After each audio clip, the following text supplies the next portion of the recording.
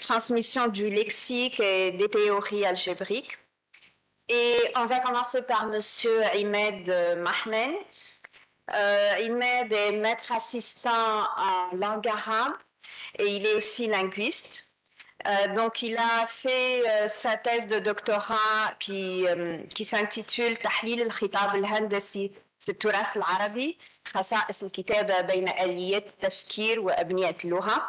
Donc, nous aurons le plaisir de l'écouter et qui va nous parler donc des deux voies de la lecture d'un mot.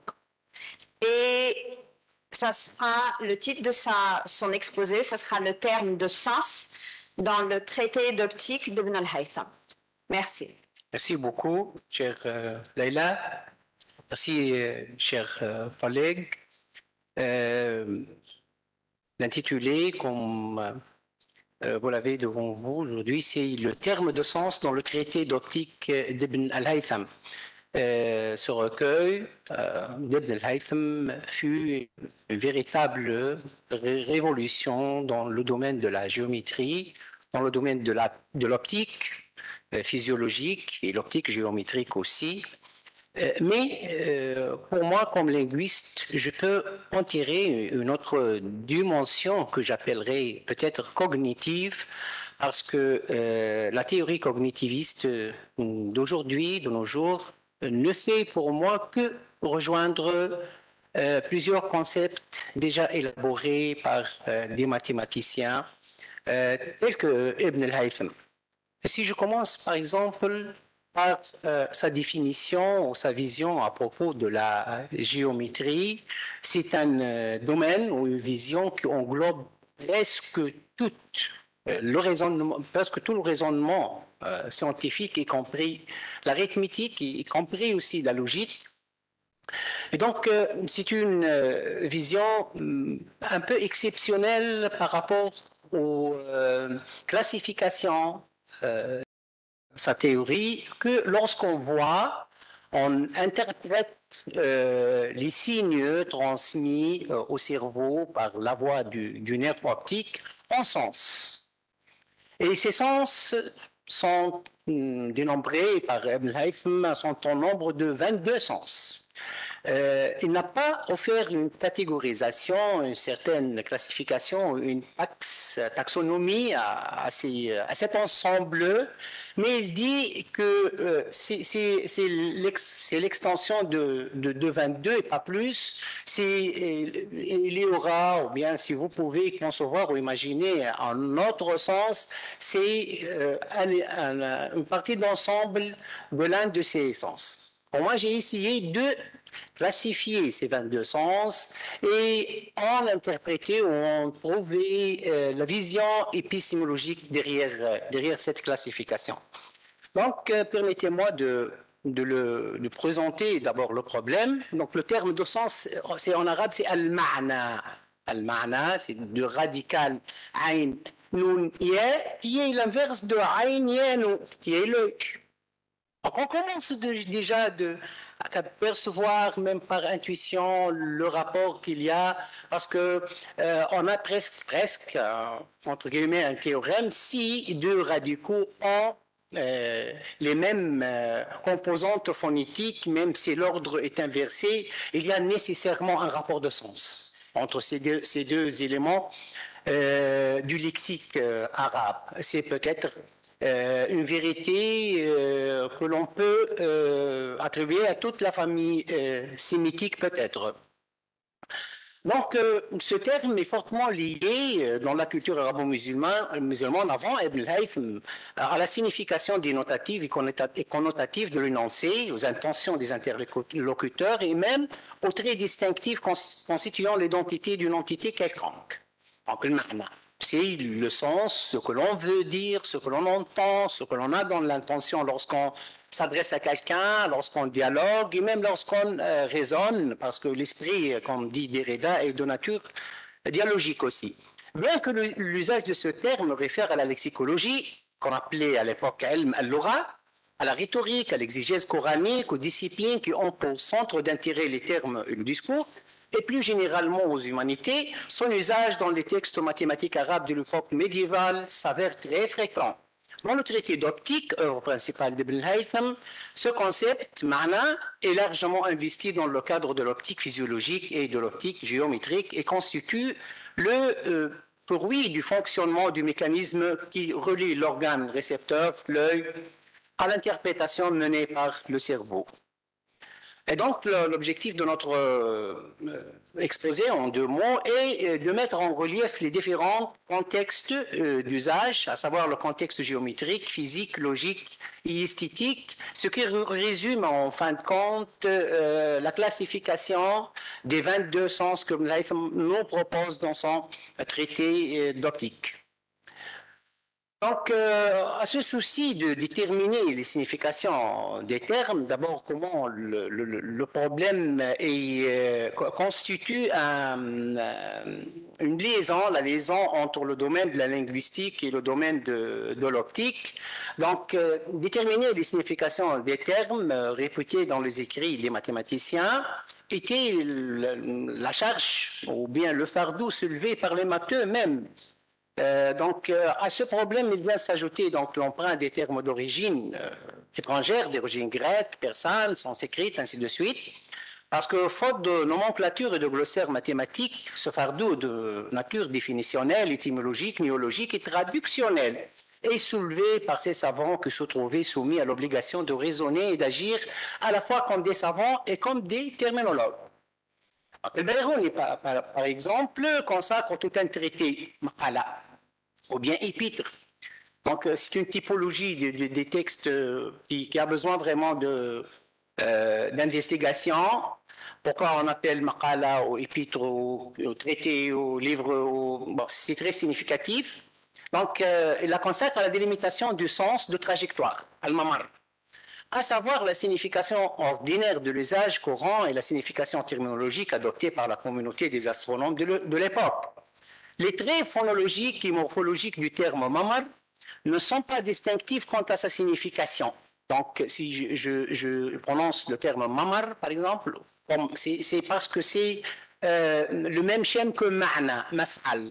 D'accord? Voilà pourquoi je parle de Bayrouni, pas seulement pour référer au contexte de néologie ou de création des termes, mais aussi comment il raisonne, il réfléchissent par rapport à la langue et par rapport aux capacités néologiques de la langue arabe comme langue dérivationnelle.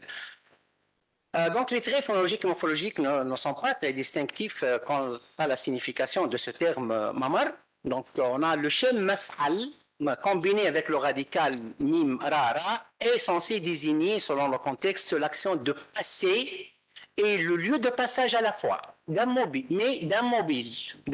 Marra, c'est passer ou bien mouvoir. La citation par Ibn Sina dans son traité des mouvements du soleil de quelques vers de la poésie arabe relève de sa tâche multiple qui part de l'investigation terminologique afin d'illustrer des concepts scientifiques de type astronomique et optique. Donc, il existe cette tradition de faire des investigations de type sémantique, linguistique, terminologique.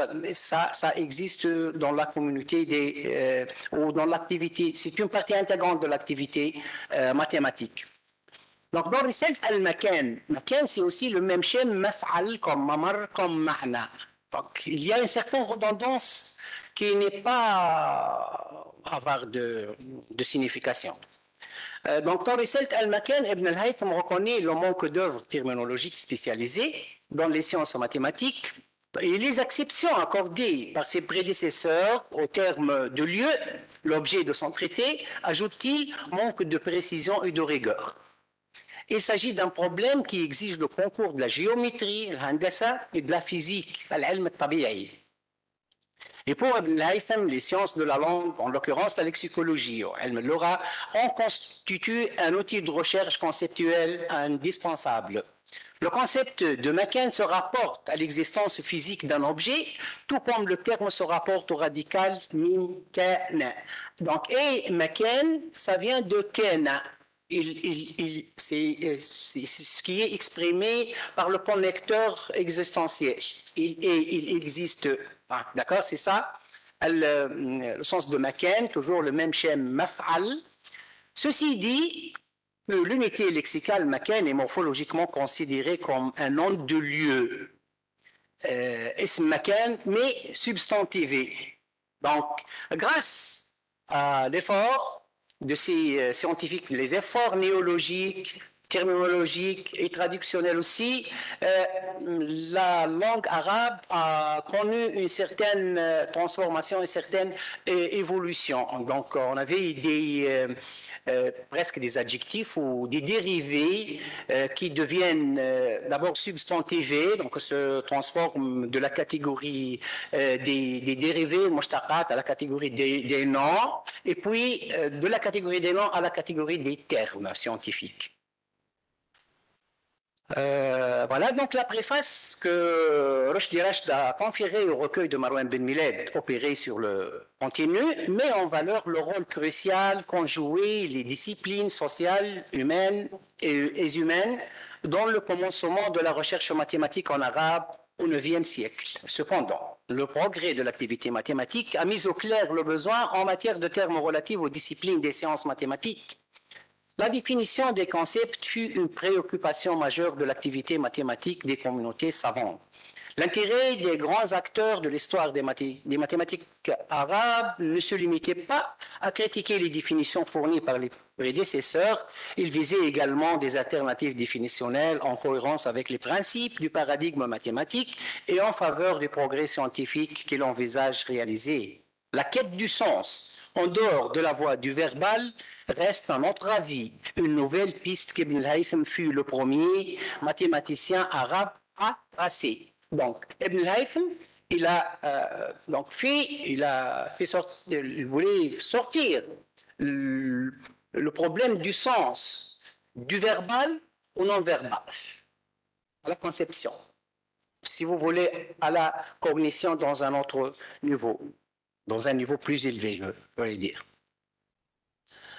Donc, l'investigation du terme ma'na dans un domaine scientifique comme l'optique s'avère une tâche très délicate. Ceci revient de prime abord au rattachement presque exclusif de ce terme au contexte des études lexicologiques, rhétoriques et philosophiques avant Ibn al-Haytham. La quête du sens, même en dehors de la signification des signes linguistiques, fut longtemps, et au vu du philosophe, l'une des pistes de la recherche de la vérité, de la recherche de la vérité. Les géomètres, en tant que communauté scientifique, comptent moins que les philosophes quant à la détermination du sens des lexèmes en usage dans les discours scientifiques sur l'usage courant et les acceptions que les dictionnaires de la langue générale assignent aux lexèmes. Par ailleurs, le terme ma'na, tel qu'il est utilisé dans le traité d'optique, sur le chapitre 3, au Maqala Thalitha, satisfait la condition du niveau cité, vu qu'il indique l'image mentale construite par le cerveau comme interprétation accordée à l'image transportée par les rayons de lumière vers l'œil. Toutefois, le terme ne répond pas à la condition de monoréférentialité, puisqu'il réfère à la fois à des images mentales préliminaires ou simples, telles que la forme et la couleur et la position de l'objet vu, et à des images composées de plusieurs sens préliminaires tels que le sens de beauté, le sens de laideur, le sens de ressemblance et le sens de dissemblance, qui sont des objets vus mais mentalement vus. Ce sont des objets vus mais abstraits. Donc on a peut-être pour la première fois ce concept de vision géométrisée. Ou si vous voulez, qu'est-ce que je peux dire, adopté ou bien au contexte conceptuel de la géométrie. Voilà donc, il ne fournit aucune définition exhaustive au concept de sens. Il ne nous dit pas qu'est-ce que le sens. Il ne nous définit pas le sens visuel, qu'il appelle sens partiel. Il lui suppose connu cependant étant relié à un adjectif qui le spécifie, sens visuel, ma'na basari, ou parfois sens partiel, ma'na juz'i, et surtout illustré par le biais d'un exemple autoréférentiel. L'exemple qu'il nous propose, c'est l'exemple du mot même. Il nous propose abajad. C'est ABCD. Littéralement, c'est ABCD. Et il nous dit que abajad, oui, c'est un mot. Mais ce mot est lui-même, il est à la fois le mot et le référent, et qui est dépourvu de sens. Il y a seulement la dimension de référence qui en existe.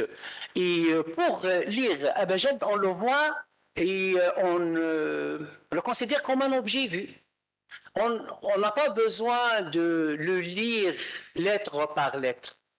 Non, on le voit comme je vois monsieur et madame, je la connais. Donc elle a son propre portrait, elle a son propre profil, je le connais.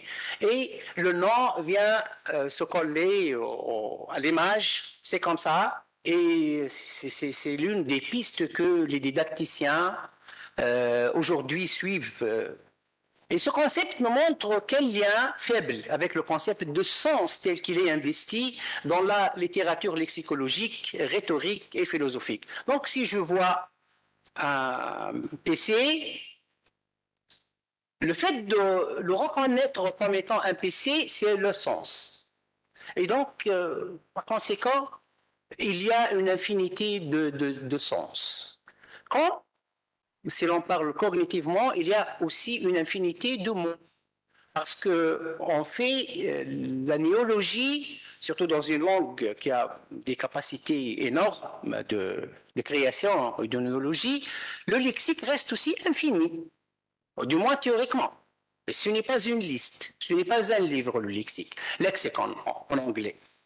Donc, ce que les deux concepts ont en commun est alors limité à la sphère de la représentation mentale stimulée provenant des perceptions sensorielles, à savoir les perceptions acoustiques et visuelles, relatives respectivement à la réception des énoncés et à la perception des objets physiques visibles. Donc nous avons un recueil qui relève de la pragmatique. Quand dire, c'est faire. Maintenant, quand voir, quand lire, c'est voir. Quand voir, c'est lire.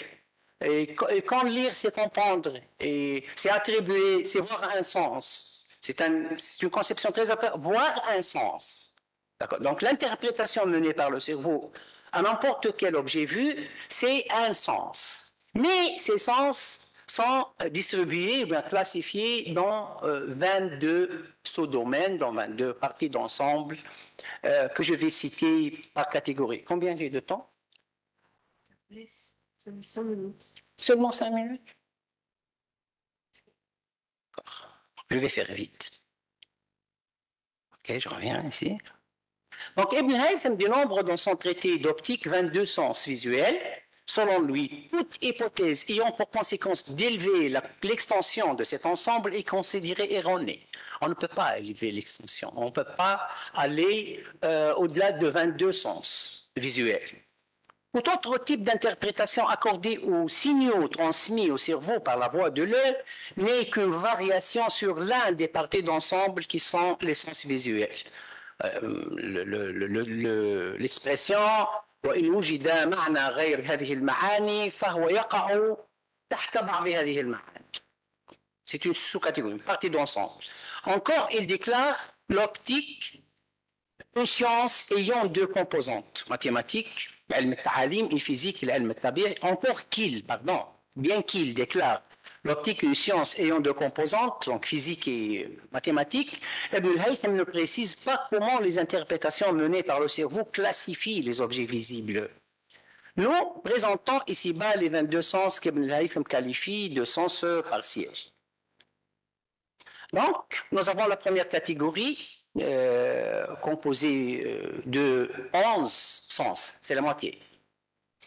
La lumière, c'est un sens pour lui. On voit la lumière et on comprend que c'est une lumière. La couleur, la solidité, c'est-à-dire la qualité de ce qui est corps, de ce qui est solide, qui a plusieurs dimensions dans l'espace. L'inertie, un objet qui n'est pas mobile. Le mouvement, L'aspérité, c'est relatif à la réflexion des rayons de lumière, un corps qui n'est pas poli. Le poli, au contraire, et enfin la transparence, c'est le milieu qui permet la pénétration de la lumière. Au contraire, l'opacité, pour la transparence, je peux parler par exemple du prisme qui est l'exemple idéal, ou peut-être je sais pas, de l'air. Mais quand il s'agit de l'eau, par exemple, il y aura un autre phénomène physique qui s'appelle la réfraction. Mais l'opacité, l'ombre, et l'obscurité. Donc, c'est un sens constitue la première catégorie. La deuxième catégorie, donc la dimension, la position. C'est à gauche, c'est à droite par rapport à moi, par rapport à une autre chose. La forme, la grandeur, la disjonction, des choses qui ne se touchent pas, la conjonction et le nombre. Bon, c'est un problème cognitif très délicat. Dans quelle limite on peut donc, concevoir le nombre d'un ensemble de, je ne sais pas, par exemple, je regarde la salle, oui, c'est clair que c'est nombreux, mais combien? Si ça dépasse 4 ou 5 personnes, je ne peux pas. Mais c'est peut-être intuitif, on appelle ça subitisation, c'est un nouveau terme que les cognitivistes utilisent aujourd'hui. Troisième catégorie, seulement une dichotomie, la similarité et la différence. La beauté, et la laideur, c'est deux dichotomies. Pour les interpréter maintenant, nous pouvons constater que la catégorisation que nous proposons au sens partiel va du sensoriel au mental, du concret à l'abstrait et du simple au complexe. C'est une classification qui est à la fois ontologique et épistémologique. Pour ce qui est de la classification ontologique, la première catégorie représente ce qui est immédiatement perçu par l'œil et interprété sans se référer à un autre objet ou phénomène de l'expérience physique. C'est la partie d'ensemble qui comprend 50% des sens partiels et qui représente l'essence des objets ou des phénomènes perçus en soi. Donc, je vois la lumière en soi. Je vois l'ombre en soi. Je n'ai pas besoin d'autre chose comme on va le voir pour d'autres sens. La première catégorie, donc, ce qui est immédiatement perçu par l'œil et interprété sans se référer à un autre objet, c'est la partie d'ensemble qui comprend 50%, les phénomènes ou les choses, les objets perçus en soi. La deuxième catégorie représente 7 sens partiels qui sont des abstractions ou des concepts relatifs aux caractéristiques des objets de l'expérience physique. Donc, pour la première catégorie, on parle de la dimension physique de cette catégorisation, de cette classification. Pour la deuxième, c'est la classe, la catégorie géométrique. La troisième comprend une dichotomie qui porte sur le constat du commun et du distinctif des objets perçus par la vue, c'est la logique. La ressemblance et la dissemblance. Donc cette catégorie suppose un ou plusieurs critères prédéfinis pour arriver au jugement sur le rapport de ressemblance ou de dissemblance entre les objets vus. Voilà pourquoi c'est complexe, parce qu'il doit y avoir une autre dimension d'interprétation qui est encore plus claire dans la quatrième catégorie, qui contient une autre dichotomie se rattachant à la fois au sentiment, à l'intuition et aux connaissances acquises sur l'effet esthétique des objets vus. La troisième et la quatrième catégorie associent les sens pariciels perçus pour soi. La classification épistémologique constitue une catégorisation des sens partiels selon les types de savoirs qui sont censés les étudier. La première catégorie associe les sens et les phénomènes relatifs aux sciences physiques. Les sens de la deuxième catégorie relèvent de la géométrie. La troisième catégorie concerne la logique. Et les sens réunis sous la quatrième catégorie se rapportent à l'esthétique. Seulement, une formidable conclusion, Ibn al-Haytham dit, c'est à partir du beau qu'on peut extraire, on peut dériver tous les autres sens visuels possibles.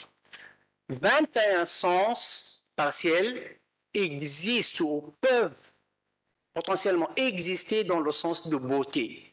Et merci beaucoup.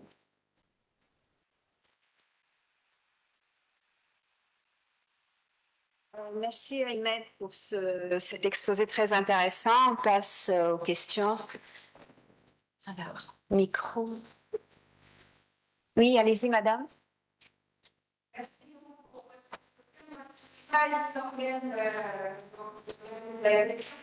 Je sors du labo de Monsieur Rachid, donc j'ai beaucoup entendu parler. Merci beaucoup parce que moi, ça m'éclaire votre exposé. Vous me donnez des ponts avec l'histoire de la médecine et j'espère pouvoir vous parler après. J'ai des questions à vous poser. Avec plaisir. Si vous permettez, je fais une observation. Je pose d'abord ma question et une remarque. Ma question, c'est sur deux termes qu'on a vus parmi les 22 possibilités que Ibn al-Hissam nous offre. C'est le terme al-Khushuna va al-Malasima, ou al-Malasima, vous n'aviez pas mis la traduction. Et donc, pour moi, qui est historienne de la médecine, ces termes-là ne font pas appel à la vision. Ça, c'est ma question. Je n'ai pas vu la traduction, ou peut-être que... Ça, c'était ma question. Et ma deuxième proposition de réflexion, c'est que lorsque ce que vous voyez est le...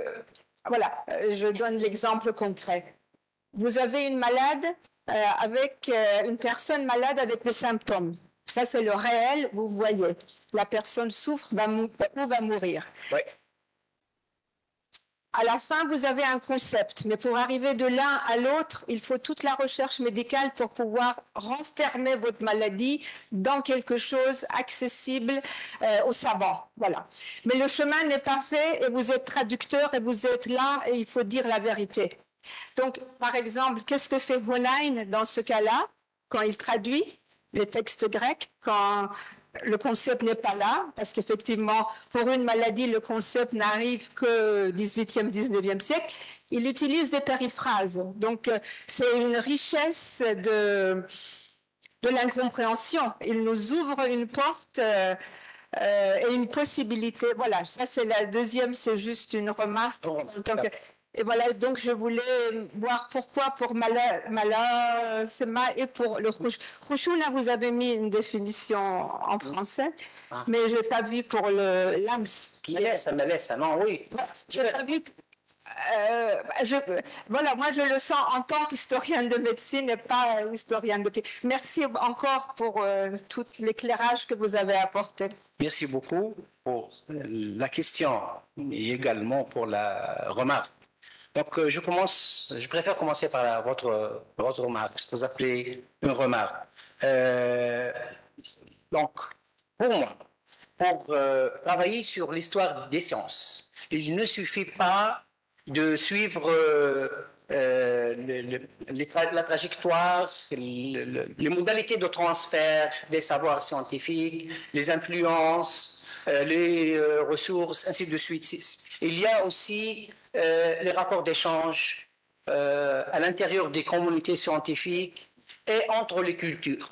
Dans des communautés scientifiques, comme celle de l'époque médiévale, il y avait toujours des Grecs en place dans les Déméristènes, dans les Beit al-Hikma, dans les institutions, dans les observatoires, ainsi de suite. Donc, pour votre cas, peut-être il y a des problèmes qui exigent une intervention instantanée sur le champ, c'est-à-dire pour la géométrie, peut-être non. Pour l'astronomie aussi, peut-être non. Mais de toute façon, ils sont prêts. Grâce à leur formation multiple, grâce aux diversités des savoirs qu'ils ont, grâce à leur cosmopolitisme, de se débrouiller, de créer soit des périphrases, soit des termes. Et puis, il y a plusieurs modalités de réviser la production scientifique, telles que Islah. Il y a des titres qu'on appelle Islah, Sharh, Ta'lil, Tahrir. Tout ça, c'est presque pour réviser.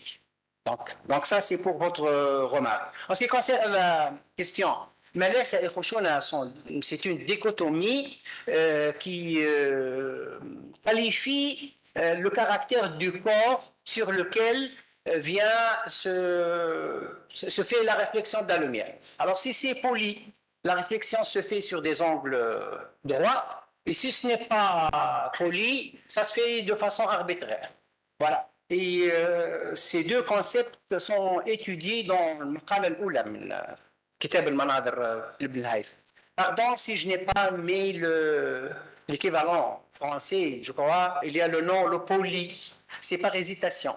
Je ne suis pas sûr que c'est un nom, le poli, je l'ai trouvé, mais je ne suis pas sûr que je peux l'utiliser dans un contexte pareil. Donc voilà pourquoi je l'ai laissé jusqu'à... Je dois vérifier ça. Merci, madame. Oui, merci de cette extraordinaire analyse sur un mot, c'est si complexe. Alors, ma question, c'est sur un peu le contexte intellectuel d'Ibn Haytham, parce qu'on sait qu'il était un philosophe, il a un grand souci de la méthodologie, il n'a pas le Manazir, c'est un traité aussi méthodologique. Alors, il y a, moi, quand je lis Ibn al-Haytham et je lis Al-Farabi ou Avicenna, je vois chez Ibn al-Haytham une certaine originalité par rapport à l'élaboration de concepts. Alors, je ne connais pas suffisamment parce que ce n'est pas mon sujet spécifique, mais est-ce que vous pourriez m'expliquer un peu si vous trouvez aussi cette originalité envers une certaine tradition philosophique et scientifique représenté, je sais pas, par Al-Farabi comme expert en méthode scientifique, et Ibn Sina, qui n'a pas a été une influence ou non, comme philosophe et encyclopédiste et scientifique. Merci beaucoup. Pour cette question, permettez-moi de dire que Ibn al-Haytham est très controversé.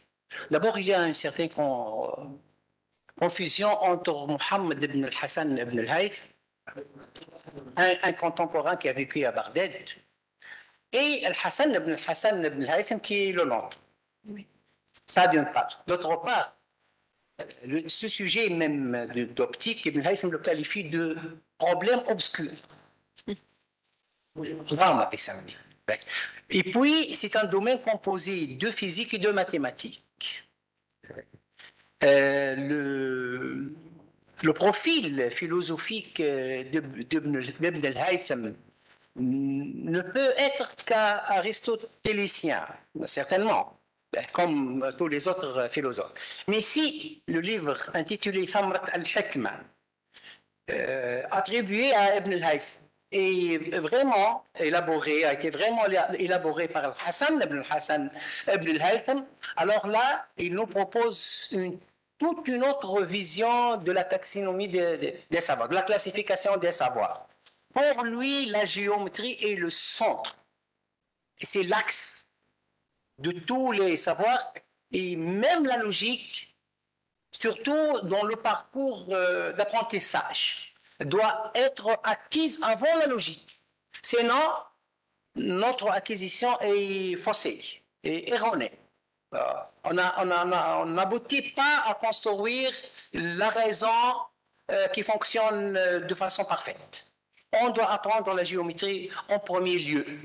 Cela m'encourage à dire que Thamrat al-Hikma ne peut être rédigé que par Hassan ibn al-Haytham, puisqu'il a cette jalousie envers la géométrie. Mais il y a d'autres lectures qui disent que Hassan ibn al-Haytham n'a jamais été philosophe. C'est une autre personne. Et c'est l'affaire des historiens des sciences. Et merci. Merci Rimet, merci pour... Ah oui, une courte question. J'ai été frappée par dans la liste des sens partiels de Al-Haytham, de la concomitance de deux sens, celui de l'obscurité et celui de l'ombre. Oui. Et je voudrais savoir en fait ce qu'il entend pourquoi il dissocie ces deux choses. Et je vous pose la question parce que à cette époque-là, chez les physiciens syriaques orientaux, on identifie les ténèbres ou l'obscurité comme un élément, au même titre que la terre, l'eau, le feu. Et donc, je voulais savoir si il y avait le même concept par derrière ou si c'est autre chose. Merci. Merci beaucoup. Une question.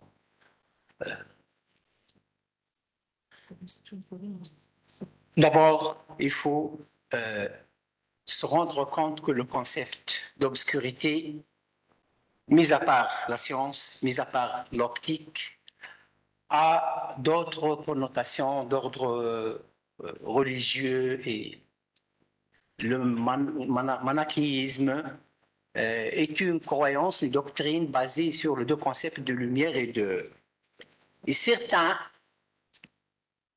c'est des interprétations peut-être d'ordre idéologique, ont mis en chantier des recherches qui portent sur le problème de l'ombre, qui est une variation de l'obscurité, pour des raisons qui touchent aux croyances qu'il adopte mais qu'il cache dans le contexte de, par exemple, Sabi'a, dans les Banu Qurra, Ibrahim bin Sinan, Thabit, c'est des Sabiens. Donc, il y a un rapport très étroit avec leur foi et le soleil et l'obscurité, ces concepts. Mais, revenons maintenant au contexte scientifique. Ibn Haytham dit clairement que l'obscurité veut dire le néant de la lumière. Il n'y a pas d'objet objectivement qui existe qu'on peut appeler. Lorsqu'il n'y a pas de lumière, c'est ça là. Lorsqu'il n'y a pas de lumière, c'est ça l'obscurité. Bon. Deux.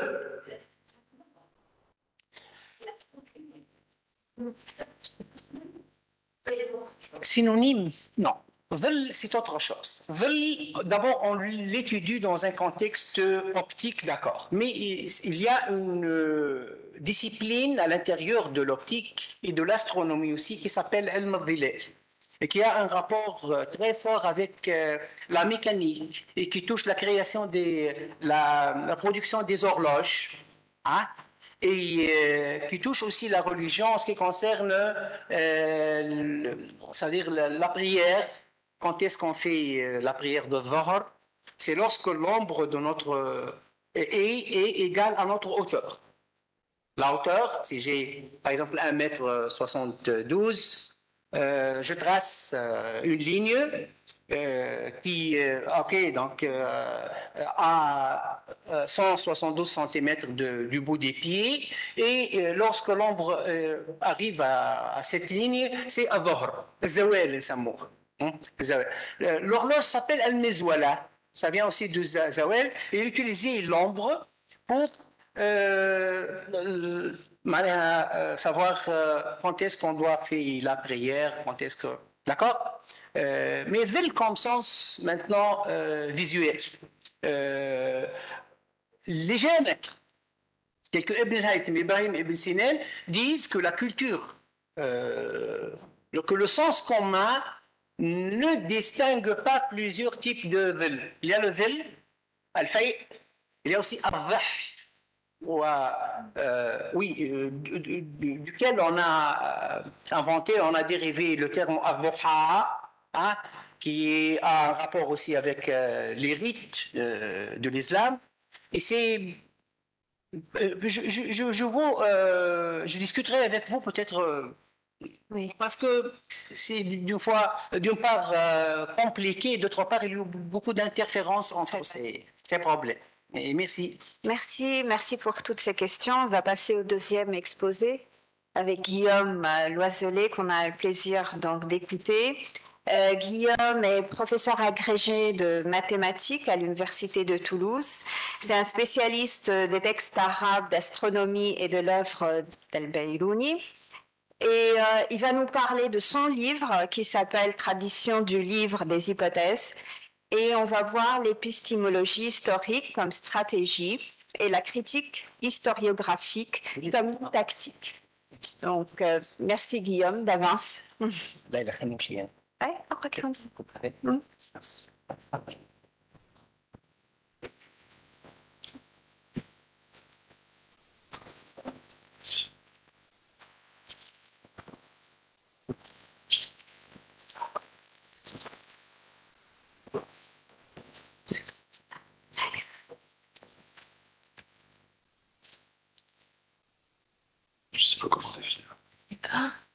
Ah, ça marche. Là, sur l'écran. C'est la première page. Non, c'est pas la première. Pardon? Non, je veux pas que ce soit. C'est trop petit. Je veux pas que ce soit en plein écran comme ça. Je veux que ça reste. Juste, je veux pouvoir défiler les. Ok. Pouvoir changer de page quand même. Afficher les mosaïques. Non, non, non, c'était calibré. Comme ça, c'est bon, mais je vais pouvoir changer de page. Je sais pas comment changer de page. Ouais, tu fais défiler avec ça. Ah bah. Ça fait ça.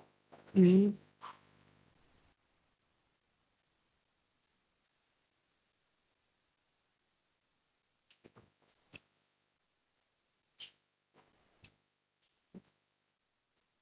C'est du programme. Non, c'est pas prévu pour un diaporama. Ouais. Donc c'est avec la flèche, c'est ça? Ok, ça marche.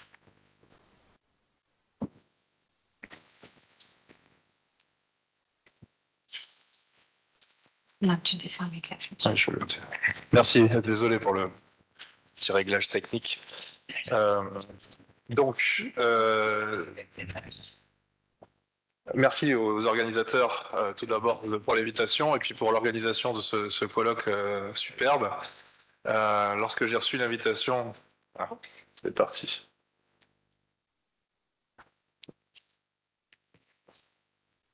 Lorsque j'ai reçu l'invitation, évidemment, ça a touché de très près à mon thème de recherche. Et la difficulté principale que j'ai eue, c'est, on peut laisser comme ça, c'est très bien, merci. Ça a été de choisir un thème et un titre. Et vraiment, ça a été très difficile. Donc le titre est pas bon, mais pourtant, ça m'a donné l'idée principale, c'est-à-dire, je vais vraiment essayer de présenter quelques résultats que j'ai obtenus. Mais sans m'intéresser forcément aux résultats qui concernent que quelques personnes dans la salle, mais plutôt à la méthode, parce que vraiment le thème de la transmission et de la circulation des connaissances et des échanges, etc., est très très varié. Il n'y a aucun des mots que je viens de dire qui correspond exactement à ce qu'on essaye de décrire. Et ça, c'est très difficile. Donc voilà, donc je pars de ça. Voilà, donc je vais essayer de vous expliquer un petit peu ça. Je n'arrive pas à changer de page, ce qui est pénible.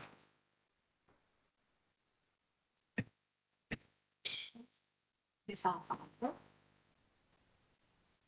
Non, ça bloque. Je ne sais pas pourquoi on ne peut pas changer de page en fait.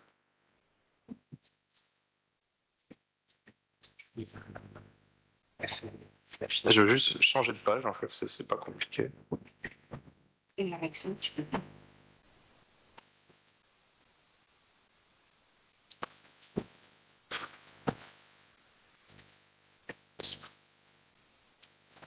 J'ai la flèche. Non, la flèche se bloque en bas de la page en fait. On ne peut pas changer de page.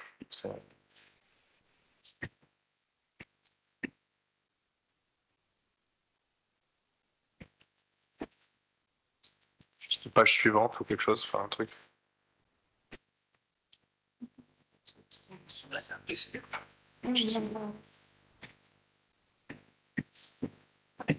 Excusez-moi, je vais juste changer de page.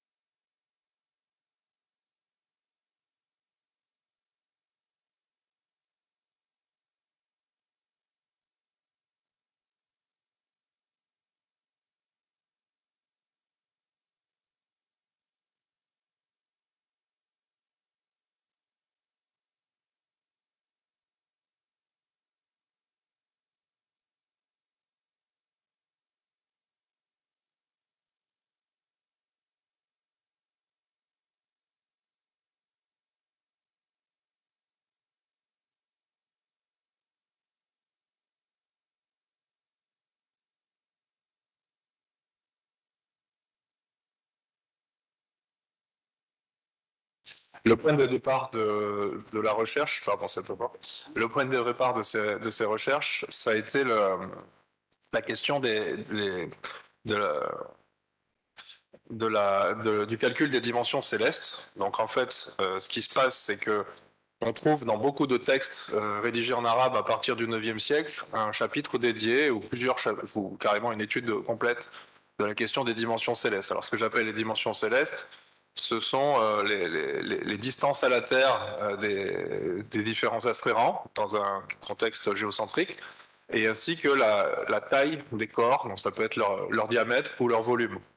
Donc ça, c'est quelque chose qui apparaît quand on lit les textes rédigés en arabe à cette période. Alors, la première question, et ça, ce thème-là, on ne le trouve pas dans les textes grecs. Voilà, ça c'est important. En tout cas, on pensait qu'on ne le trouvait pas.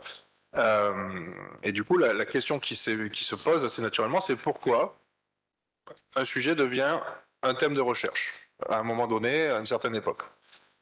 Donc, il y a une première idée qui a été un petit peu une idée, je ne sais pas comment dire, d'ordre global, un petit peu un grand trait qui a été proposé par Duhem et qui a été très très diffusé dans le monde anglo-saxon par les travaux de Thomas Kuhn, qui montre qu'en fait ce serait une caractéristique épistémologique des sciences en terre d'islam. Donc ce serait vraiment quelque chose qui serait très lié à quelque chose de nature de changement de culture. Alors.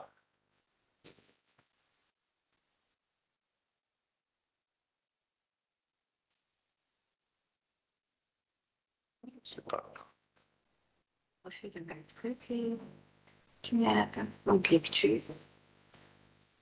désolé.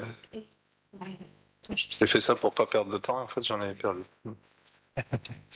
Donc, il se trouve qu'en 1968, on a découvert une partie manquante d'un traité qu'on avait depuis un certain temps, d'un traité dont j'ai mis le titre en grec ici parce que justement une grosse partie de mon exposé consiste à essayer de traduire ce titre. Je suis resté bloqué sur le titre pendant longtemps. Plutôt, j'ai compris le titre à la fin de la rédaction de mon livre, pratiquement.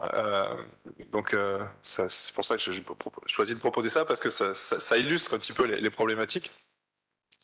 Et en fait, le fragment qu'on a retrouvé, qui est une vingtaine de pages, contient presque exactement les mêmes dimensions célestes qu'on trouve dans le corpus des textes arabes rédigés au 9e et 10e siècle. Donc du coup, l'hypothèse selon laquelle ce serait quelque chose de spécifique à un changement de culture, etc., bon, elle perd quand même globalement de sa force. Alors, une fois qu'on a eu tout le 20e siècle, où l'historiographie s'est rédigée là-dessus, même si l'hypothèse devient invalide, ce qui en circule reste tout à fait là, d'accord. Donc il y a un gros travail de reprise de l'historiographie pour intégrer ce nouvel élément, qui est un travail en cours et ce genre de travail en fait ne s'arrête jamais. On sait bien qu'une fois qu'une version alternative de la vérité est diffusée, c'est très difficile de revenir en arrière, d'accord. Et donc ici j'ai juste mis en petit exemple les distances qu'on trouve dans. Alors vous avez la traduction habituelle du traité de Ptolémée qui est le livre des hypothèses, où j'ai mis que quelques distances ici de la Terre à la Lune, à Mercure, au Soleil, etc. Et avec le pendant, ce qu'on trouve dans le premier texte qui a attiré l'attention un petit peu des chercheurs contemporains, si on compte les gens de la fin du 19e siècle comme nos contemporains, ce qui est le traité d'Al-Farghani, que j'appelle les 30 chapitres, il y a à peu près, il y a plus de 20 manuscrits, je crois qu'il y a pas, allez, il y a 4 manuscrits qui portent un titre commun, sinon il y a une grande variété de titres. Et en fait, on voit clairement, enfin là je vous ai mis que 4 valeurs numériques, mais ça suffit pour comprendre qu'en fait on parle de la même chose. Alors l'unité de mesure, pardon, c'est le rayon terrestre. Ça veut dire que la distance maximale de la Lune à la Terre, au moment où elle est le plus loin, c'est 64 rayons terrestres. Voilà. Et vous avez chez Al-Farghani, c'est pareil, c'est 64 et un sixième. Donc c'est quasiment la même chose. Et vous avez ces valeurs-là.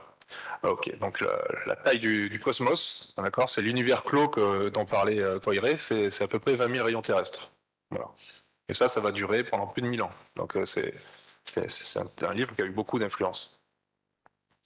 Petite transition de page. Je vais trouver un procédé automatique. Hein. Hop, voilà. Alors, quelques exemples de textes arabes dédiés à ces questions. Donc les 30 chapitres. Vous avez le chapitre 21 qui est dédié à cette question. Alors, il faut savoir que c'est assez étonnant parce qu'en fait c'est dans un autre chapitre, je ne me rappelle plus, je n'ai plus en tête, c'est le 9 ou le 10, où il explique l'ordre des planètes. il attend 10 chapitres de plus pour arriver aux dimensions. D'accord. Et il n'explique pas comment il a les calculs, il donne juste une liste de valeurs, etc. globalement.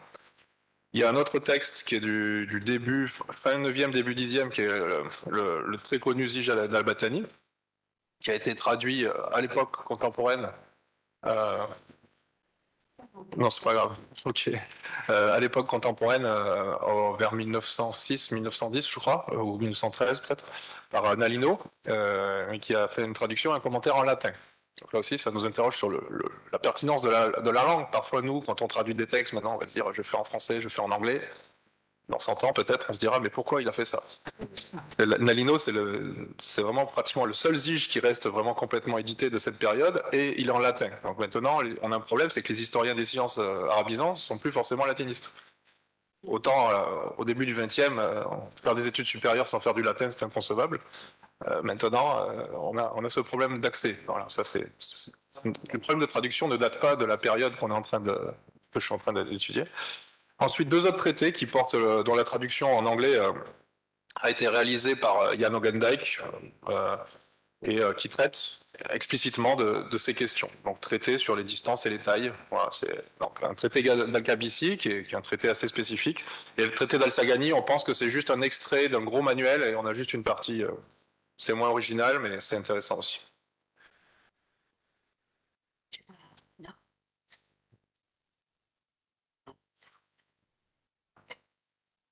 Désolé. Alors, ensuite, donc, la situation était la suivante à ce moment-là, après 68, une fois qu'on a compris et qu'on a commencé à comprendre un petit peu ce qui se passait, Ptolémée a écrit un texte sur les distances.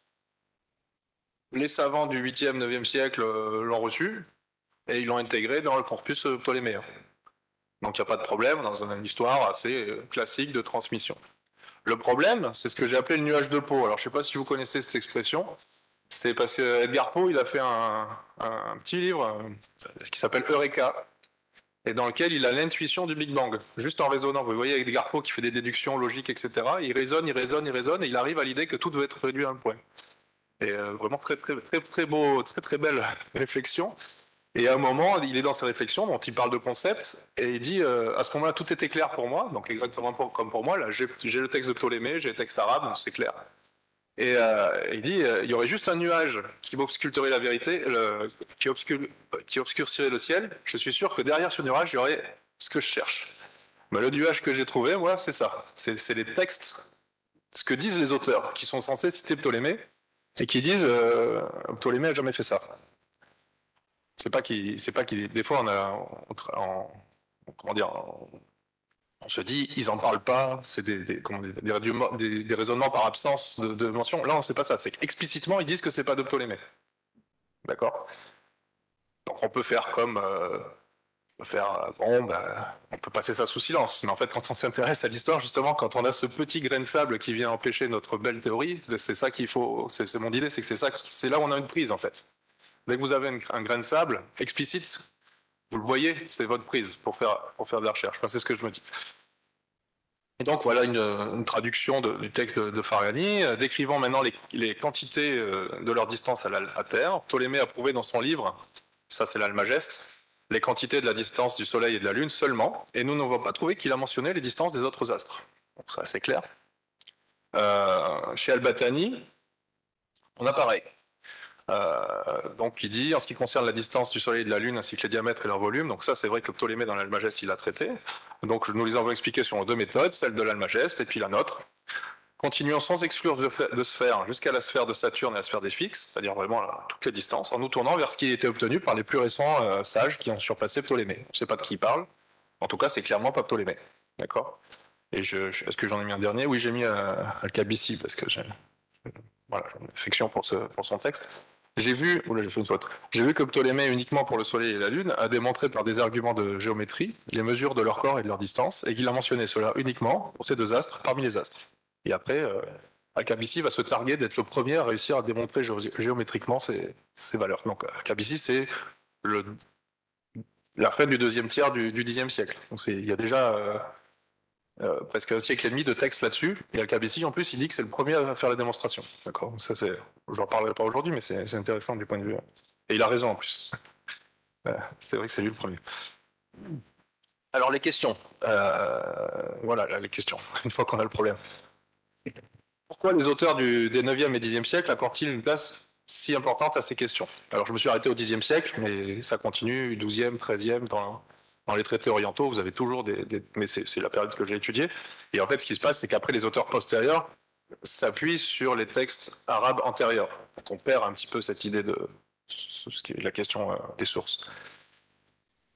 Pourquoi reprennent-ils les résultats de Ptolémée sans le citer? Comment on peut citer, reprendre exactement les résultats pour certains, les méthodes pour certains états de choses, en disant que Ptolémée n'a pas fait ça? Enfin, on peut dire c'est simplement parce qu'il y a une erreur d'attribution dans le texte. À part que le texte, il commence par, comme je l'ai dit dans l'Almageste, bon. Et puis, enfin voilà, il n'y a aucun doute. Il n'y a aucun doute que, enfin, n'importe qui a la première page du manuscrit sait que c'est de Ptolémée. Voilà, il s'est dédié à Cyrus, comme l'Almageste, enfin, il y a tout ce qu'il faut. Et dernière question qui m'a beaucoup intéressé parce que c'est ce genre d'approche que j'aime bien, c'est qu'est-ce que ça nous dit la variété de ces textes? Qu'est-ce que ça nous dit d'une certaine unité de la science arabe? D'accord? Parce que souvent on parle justement, hein, c'était un petit peu l'idée du M. Voilà, les Arabes ils ont fait comme ça, les Grecs ils ont fait comme ça, etc. Donc là c'est un petit peu, bon, j'aurais pas le temps du tout de parler de ça. Hop. La méthode maintenant. Donc j'ai mis vraiment des choses très basiques, mais ça paraît bête, hein, mais il faut d'abord lire. D'accord, et ça paraît fou, mais en fait, en lisant les textes, on découvre des choses incroyables. D'accord, c'est des textes, il faut lire les textes. Donc, ce que j'ai mis en gras là, c'est la seule chose dont je vais avoir le temps de parler aujourd'hui. Donc, ce serait la première partie du premier poème du petit A. Lire le traité de Ptolémée pour comprendre ce qu'il y a dedans. Ensuite, lire des sources qui pourraient être concurrentes à celles au texte de Ptolémée, qui auraient pu parvenir aussi aux auteurs du 9e siècle. En particulier, je pense aux traités sanscrits, qui pour beaucoup, nous sont parvenus, et en plus sont traduits, même s'il y a des problèmes, etc. Mais au moins, on a quelques sources. Et après, une fois qu'on a ça, on comprend quelles sont les sources potentielles, ou en tout cas qu'on a une bonne vision, on peut aller retourner lire les auteurs du 9e, 10e siècle pour voir sur quoi ils s'appuient, de quoi ils parlent, qu'est-ce qu'ils savent, qu'est-ce qu'ils ne savent pas, etc. Donc ça, c'est la méthode que j'ai déployée. Et donc, on va partir du coup du livre des hypothèses de Ptolémée, ou en anglais de Planetary Hypothesis. Ça, c'est les deux titres sous lesquels vous allez trouver la mention de cet ouvrage dans la littérature. Le titre grec, qui est dans l'édition de la partie préservée en grec de Heiberg, c'est celui que j'ai indiqué ici.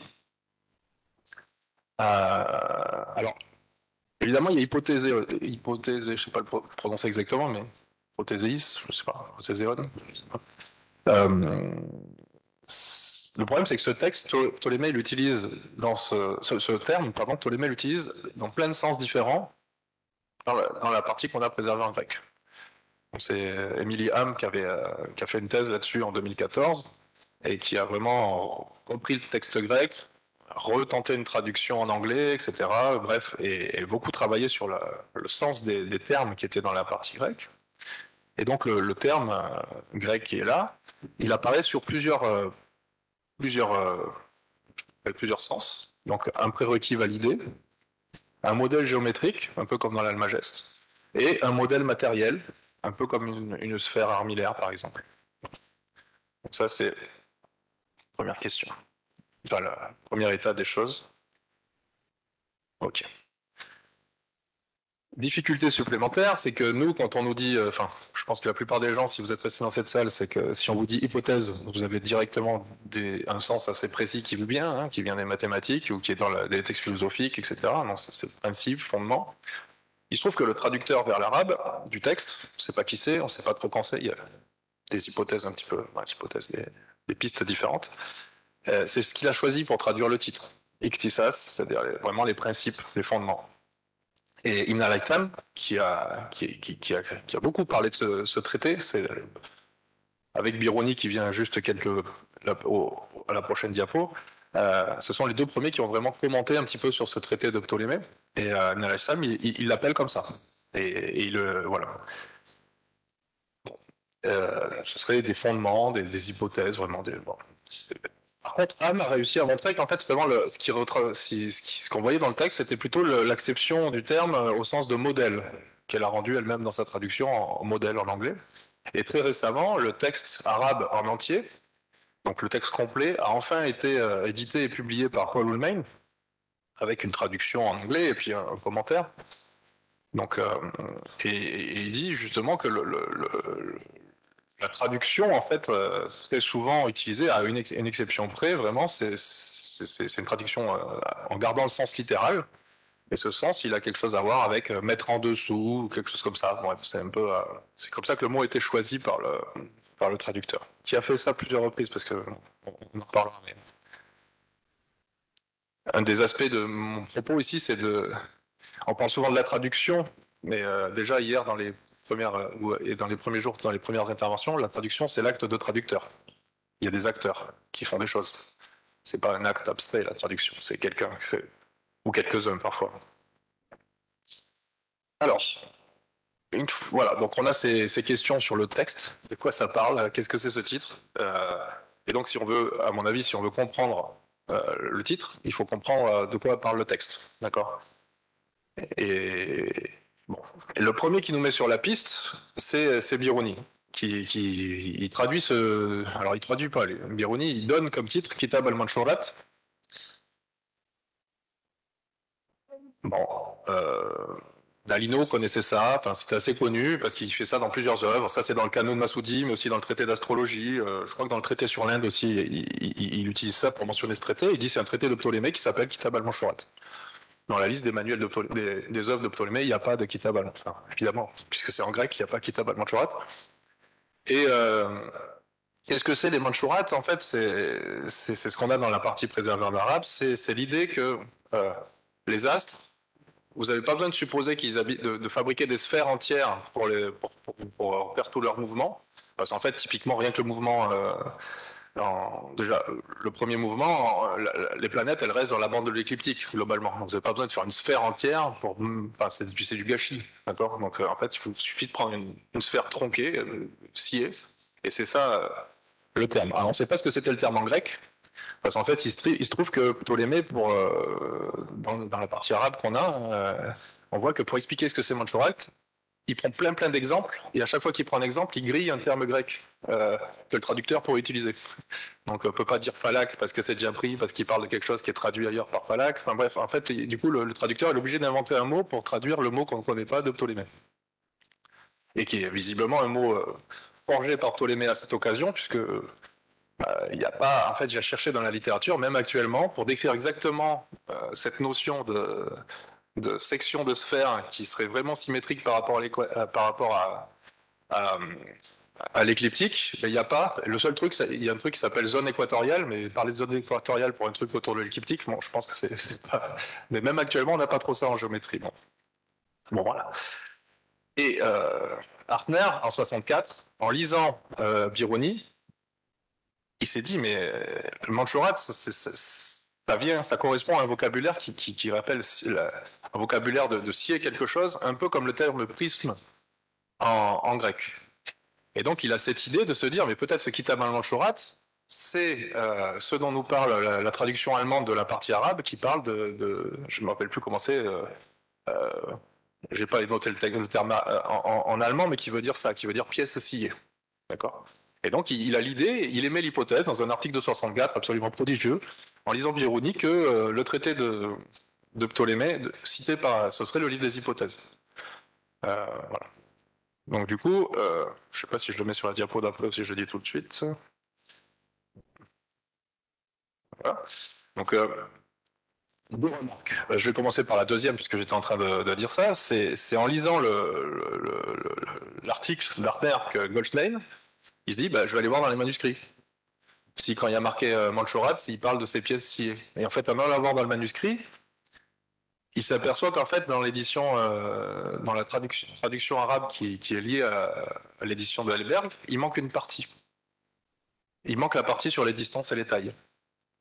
Alors, ce qui s'est passé, c'est un peu reconstruit par Neugebauer et d'autres, c'est tout simple, c'est assez simple, c'est que Heiberg a édité la partie en grec et il a demandé à des collègues de traduire en allemand la partie en arabe.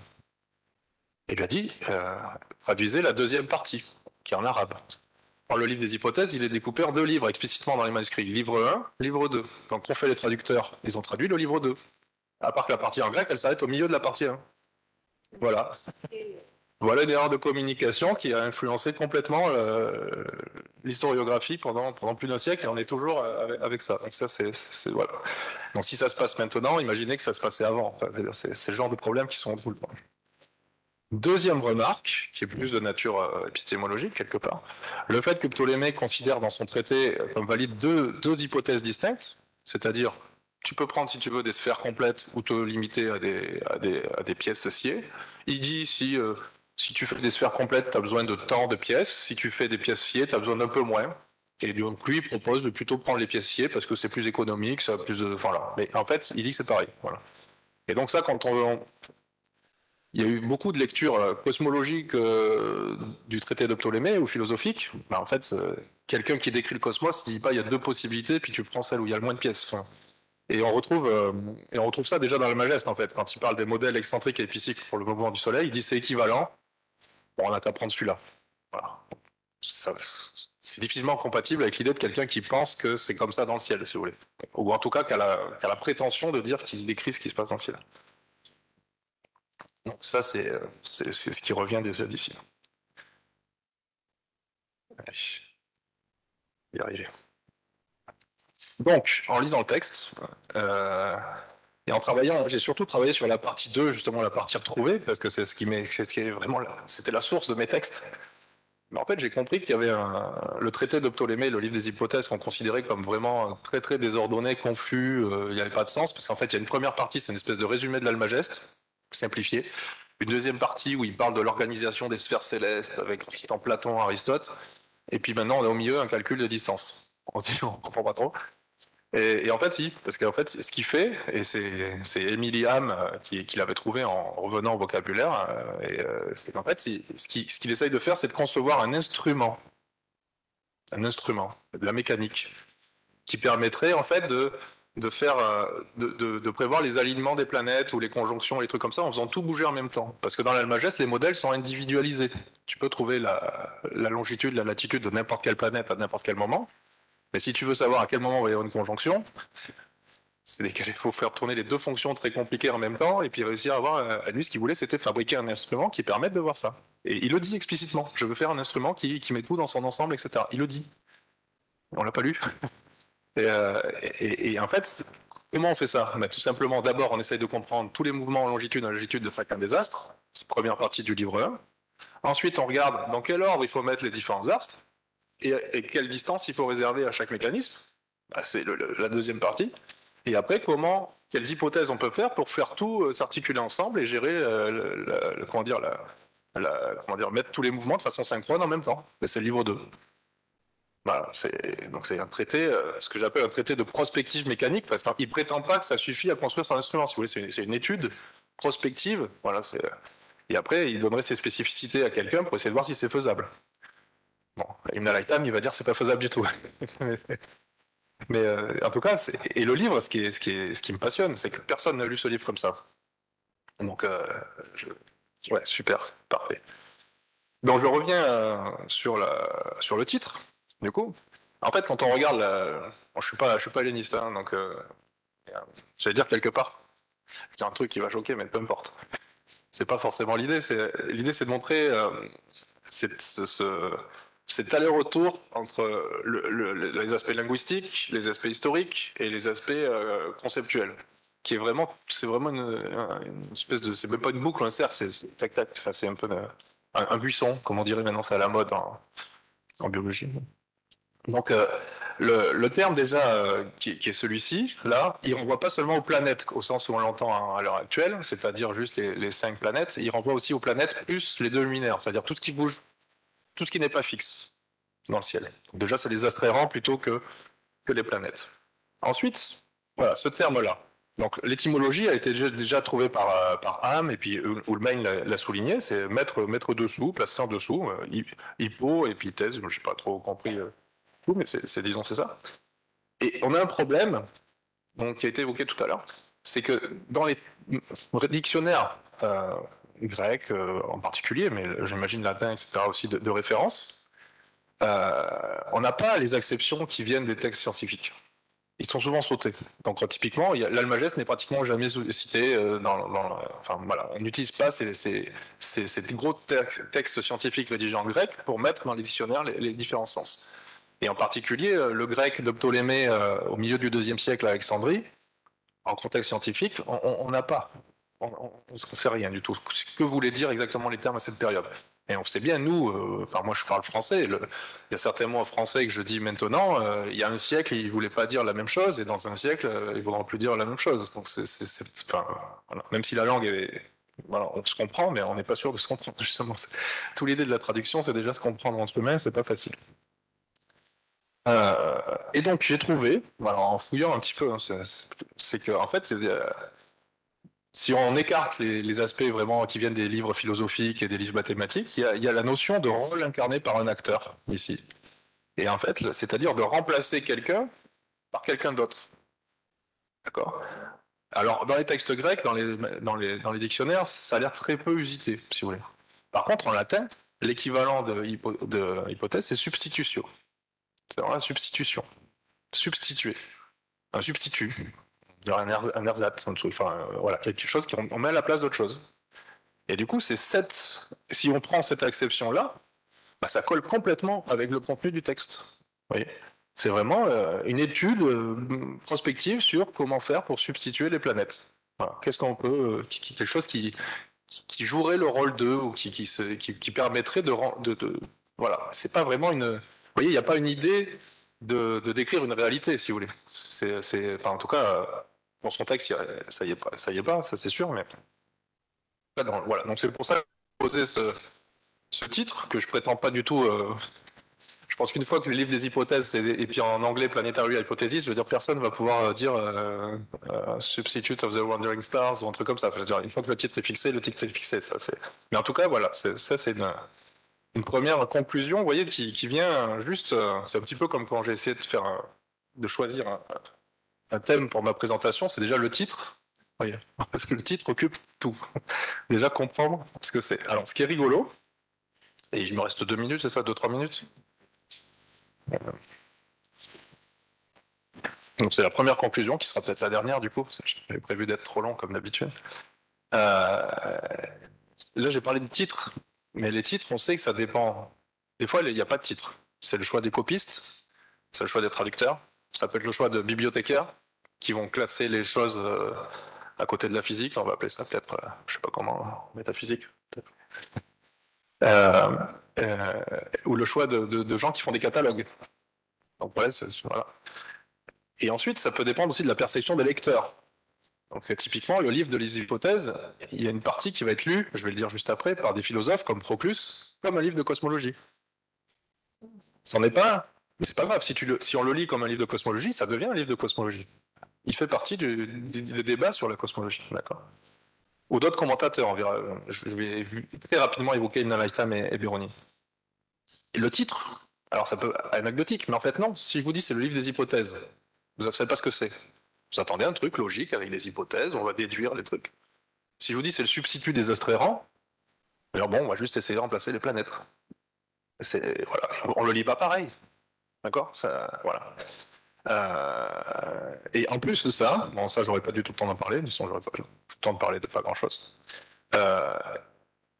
Le texte ne circule pas forcément, ça peut être des éléments décontextualisés qui étaient dans ce texte et qui ont été repris. Par exemple, le truc qui est la clé du passage qu'on a retrouvé en 68, c'est que Ptolémée démontre l'arrangement des astres. C'est-à-dire, c'est d'abord la Lune, ensuite c'est Mercure, ensuite c'est Vénus, ensuite c'est le Soleil. Et ça, c'était une question qui était vraiment ouverte. Même dans l'Almageste, il dit on a des doutes encore, on ne sait pas placer Mercure, Vénus, etc. Donc c'est un truc, et c'est pour ça que Proclus l'attaque d'ailleurs, parce qu'il n'est pas d'accord avec le résultat. Donc je termine. Donc juste pour terminer, donc pareil, j'enfonce des portes ouvertes. Hein. Pour traduire, il faut lire.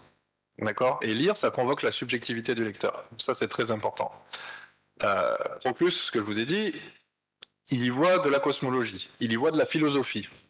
Pourquoi ? Parce qu'en fait, dans le livre 2, Ptolémée, pour discuter tous les moyens possibles de combiner les mouvements, il convoque tout ce qui existe comme texte. Il va citer Platon, il va citer il va citer Aristote, il va citer tout un tas de trucs qui parlent de comment des mouvements peuvent se combiner. Et il regarde, en fait, il regarde un peu tout, d'accord?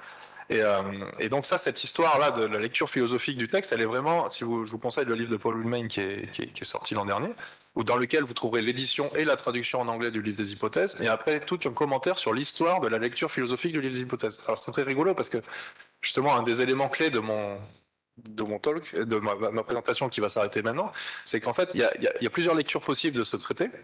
Une lecture philosophique, moi je fais un peu une lecture mécanique, mathématique, et puis, on peut voir une lexique cosmologique, une lecture mécanique, qui était peut-être l'écriture de Ptolémée, qui était peut-être mécanique. Et en fait, c'est rigolo parce que maintenant, on est deux à avoir vraiment travaillé en même temps sur le texte. Paul, qui a une formation philosophe, il y voit un texte de philosophie. Moi, qui ai une formation mathématicienne, j'y vois un texte de maths et de mécanique. Voilà, il a raison. Je pense pas que j'ai tort. Donc c'est intéressant. Et donc, juste pour la dernière diapo. Hop, donc juste, In a Lifetime, il en parle, mais très très peu, ça l'intéresse pas, parce que ce qui m'intéresse beaucoup, c'est le livre 2 pour montrer que ça marche pas. Mais il parle pas du tout de la partie retrouvée. Je vous mets ici la citation complète de la synthèse de ce que fait In a Lifetime, de la partie qui m'intéresse, sur laquelle j'ai passé ma thèse, mon livre, etc. Il mentionne les proportions des distances des astres vis-à-vis de la Terre de manière convaincante. Voilà, c'est tout. Ça l'intéresse pas. Et c'est marrant parce qu'il y a des commentateurs modernes, une fois que Goldstein a retrouvé le texte, ils ont continué, ça les intéresse pas. C'est du calcul de distance, c'est pas intéressant. Et pour terminer, donc, parce que je veux quand même que son nom apparaisse sur la conférence que je fais. Voilà. Et celui qui retourne vraiment au sens premier du texte, c'est Biruni. Et Biruni, lui, ça l'intéresse.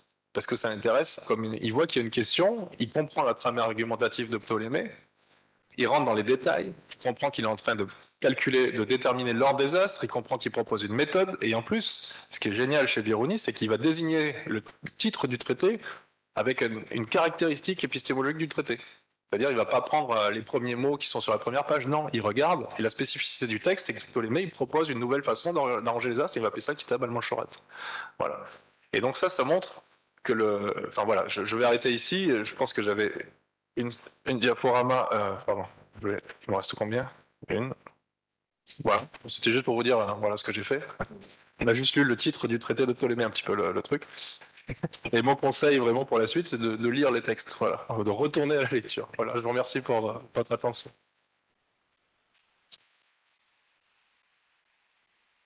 Merci Guillaume, c'était vraiment très très intéressant, même si on a l'impression qu'il y a des phrases qui sont toujours vraies, mais il faut lire justement dans tes phrases en profondeur.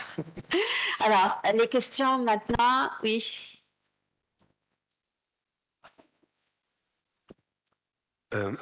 Merci pour c'était très intéressant. Moi, c'est juste sur la question du titre, du nouveau titre, la substitution des astres errants.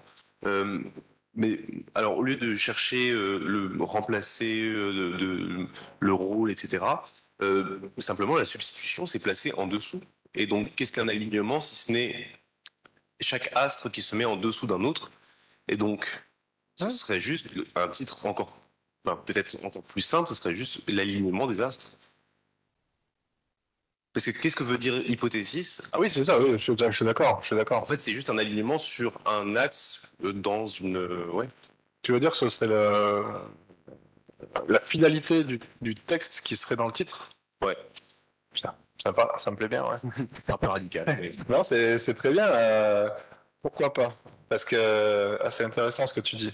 Parce qu'effectivement, il y a un passage qui a posé beaucoup de problèmes aux traducteurs. Et en fait, dès le début, il parle d'un petit peu de... Il y a cette idée, en tout cas à plusieurs reprises dans le texte, que c'est il y a un moment des occultations. Il parle d'occultation entre planètes et il dit c'est ce qui se passe quand t'es quand les objets sont sur une ligne. Alors c'est pas clair parce que le traducteur, c'est en arabe ce passage et le traducteur il a vraiment des difficultés parce qu'il je pense que le traducteur fondamentalement il comprenait pas très bien. Il a essayé mais il comprenait pas très bien. Et du coup oui il y a cette idée effectivement. Donc dans substituer il n'y a pas l'idée d'alignement c'est vrai. Pourquoi j'ai pris substituer, c'était pour garder vraiment la même étymologie. Je suis parti sur l'étymologie. Et donc, il faudrait que je trouve quelque chose qui est aussi, ou alors, juste, tu veux dire en français, mettre en dessous? Non. Non, mais substitut, ça va, mais il faut revenir à ce sens le Ouais, premier, il quoi. faut dire substitut au sens aussi, pas seulement de remplacer, Substituer. mais de permettre de voir des alignements. Peut-être. Écoute, je vais. Merci, tu m'as fait mon voyage retour. Merci. Merci beaucoup. C'est intéressant ça. Une autre question, peut-être, Sophie?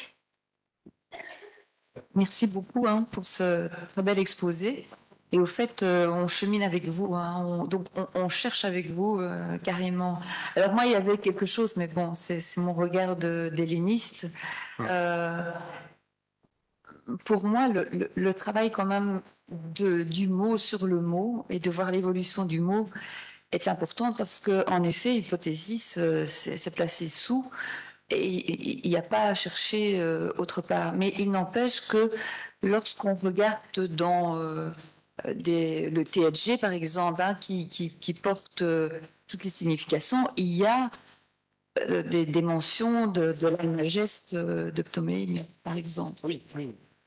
Donc, je pense qu'il faut quand même si vous êtes arrivé vraiment brillamment à une belle démonstration, il y a quand même ce côté, je veux dire, accorder de l'importance aux mots. Bien sûr, je vous rejoins complètement. Alors, complètement. Alors, effectivement, dans le TG, il y a quelques mentions de l'Almageste, mais surtout, ce que je voulais dire, c'est qu'en fait, le problème que j'ai eu, c'était pas de proposer, enfin, c'était pas de traduire le texte, le titre. C'était de déconstruire la traduction habituelle qui nous conduit à un mauvais chemin. C'est-à-dire que l'hypothèse, c'est pas bon. Voilà. Et donc, c'était ça ma démarche. Et le problème vraiment que j'ai eu fondamentalement, c'est que la personne que je devais le plus convaincre et réussir à déconstruire cette traduction fausse, c'était moi. Parce que moi, c'est Régis Monroland qui m'a dit, il y a le livre des hypothèses, il l'avait édité, il y avait la traduction française, il y a toute l'historiographie dans laquelle je baigne qui m'a formé. Et ça a été très difficile. Et d'ailleurs, ce que vous me dites, c'est que je suis sans doute pas encore arrivé au bout de me libérer de cette lecture. D'accord?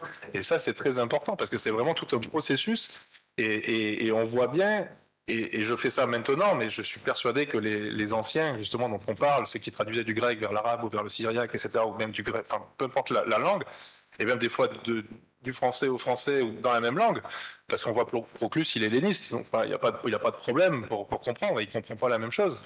Et du coup, ça, c'est vraiment quelque chose, on voit bien toute la difficulté qu'on met sur le thème traduction, transmission, etc. C'est déjà rien qu'entre l'auteur et le lecteur, c'est beaucoup de choses. Et ça, je vous rejoins complètement. Oui, c'est pas du tout. Oui, c'est.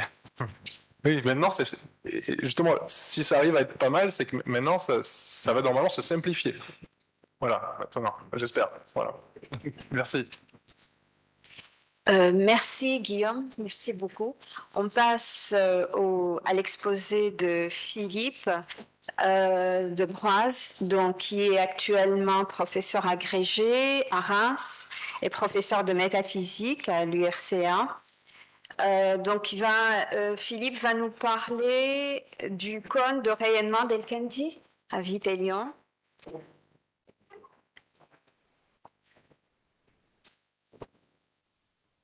Ey, bist du aber handy? Wie viel lässt Guillaume auch an der Tür?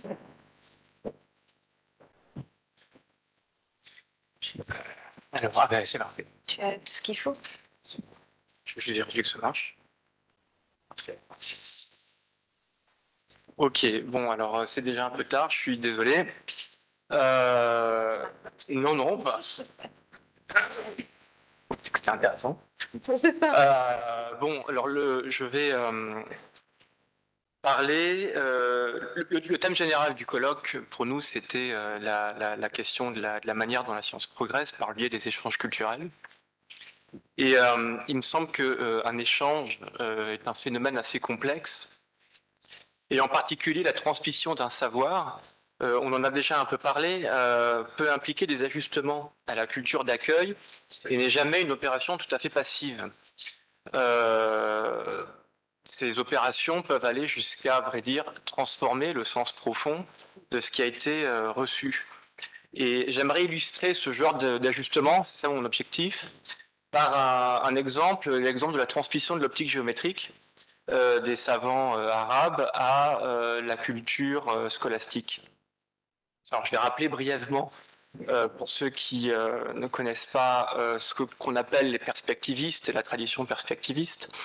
Donc, ce sont les perspectivistes, un groupe de penseurs scolastiques qui vont concevoir leur théorie de la vision au moyen d'une optique géométrique approfondie et soutenue par des appels récurrents à l'expérience, voire par la constitution de dispositifs expérimentaux.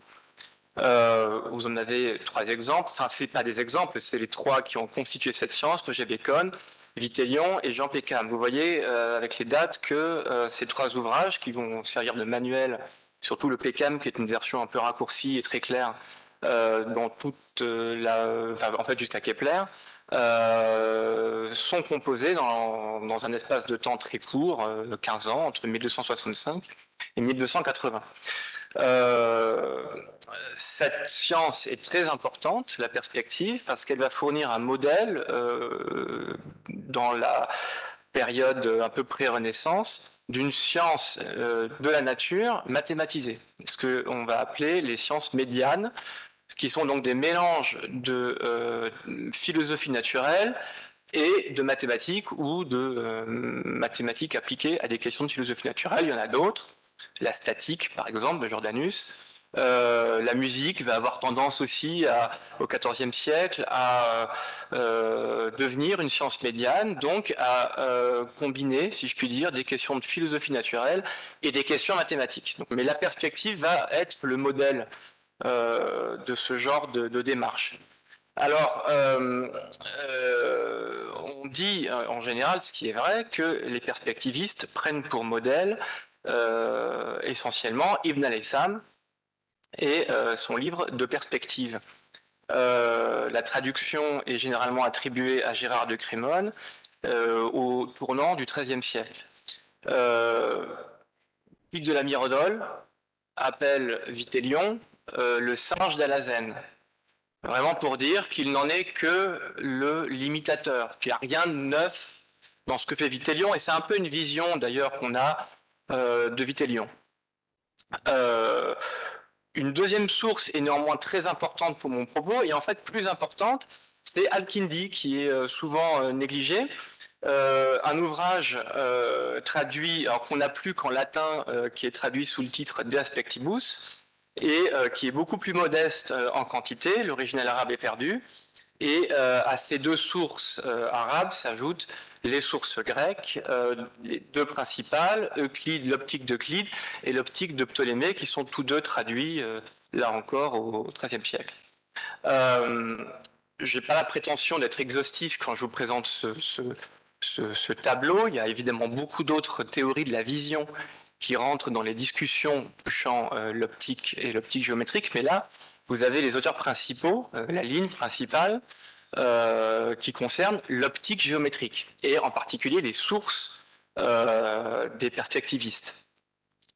Alors moi, je vais me concentrer en fait sur un problème très précis de la perspective. Je ne vais pas l'étudier en général.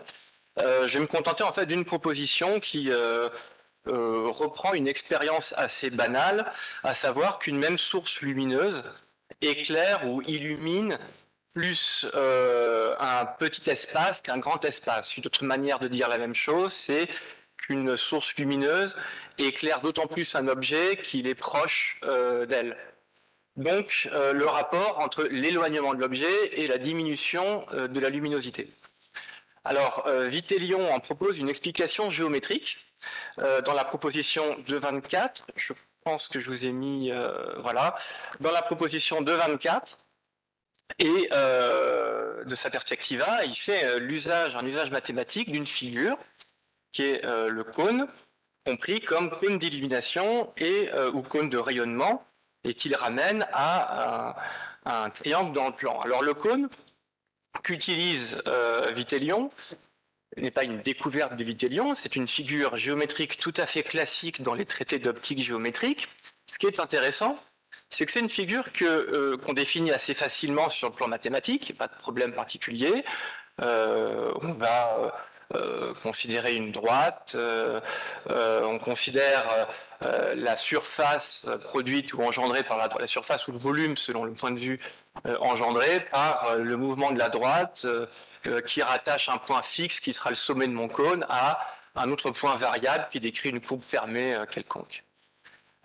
Néanmoins, si la définition mathématique est simple, ce que je voudrais essayer de montrer, c'est que derrière le même objet mathématique peut se cacher en fait des choses très différentes et qu'il y a des manières de lire la figure du cône très variables, d'Euclide à Al-Kindi à Vitélion, et qui font qu'en fait ce sont jamais les mêmes aspects, enfin jamais, ça peut être des aspects différents du cône qui deviennent importants dans le fait que le cône est un outil mathématique ou une figure mathématique importante pour l'optique géométrique.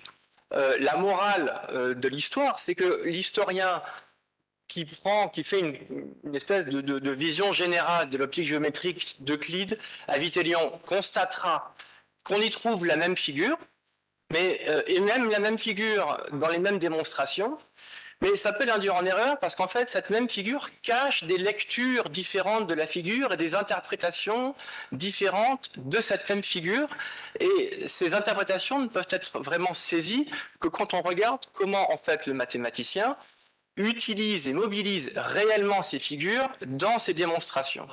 Donc c'est ce que je vais essayer de faire, de vous montrer à partir de ces exemples. Alors c'est assez facile pour cette proposition, 24 de Vitélion, parce que l'origine de cette proposition, l'origine principale est à chercher chez Euclide, c'est la proposition 2, je vous l'ai mise ici. Pour des grandeurs égales situées à distance la plus proche et vue de manière plus précise. Je vais commenter ça dans un instant. Et cette démonstration d'Euclide, mathématique de cette proposition-là, est ensuite reprise, réinterprétée et approfondie par Al-Kindi dans la proposition 22 de son De Aspectibus, qui va devenir chez Vitélion, qui va éclater en deux propositions. C'est ça qui m'avait intéressé au départ, je vais y revenir aussi. La proposition 2.22 et la proposition 2.24. Donc, en gros, j'ai distingué mon propos en trois parties. D'abord, on va regarder Euclide, ensuite Al-Kindi, et ensuite on va vers les scolastiques Vitélion. Alors, donc avant d'en venir à Vitélion et Al-Kindi, il faut qu'on examine la première proposition. Bon là, je reviendrai sur ce tableau après, c'est le tableau comparatif des trois propositions, Euclide, Al-Kindi, Vitélion. Je reviendrai dessus après. Alors d'abord, quand on examine la proposition d'Euclide, proposition 2, pour des grandeurs égales situées à distance la plus proche et vue de manière plus précise, on se rend compte tout de suite qu'il y a une première différence importante, c'est qu'il n'y est absolument pas question de luminosité, mais alors d'Acribeia,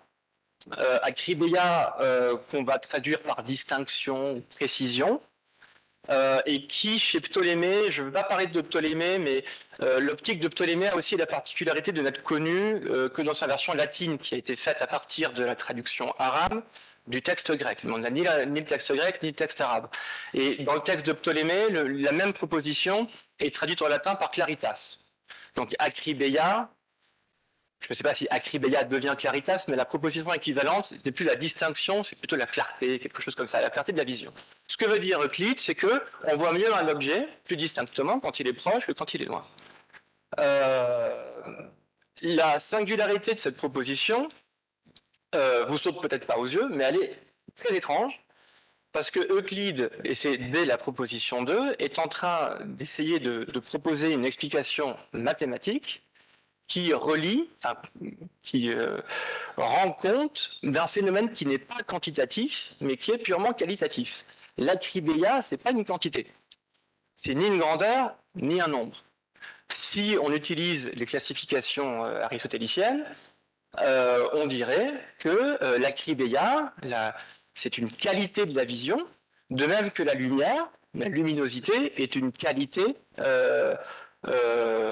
naturelle.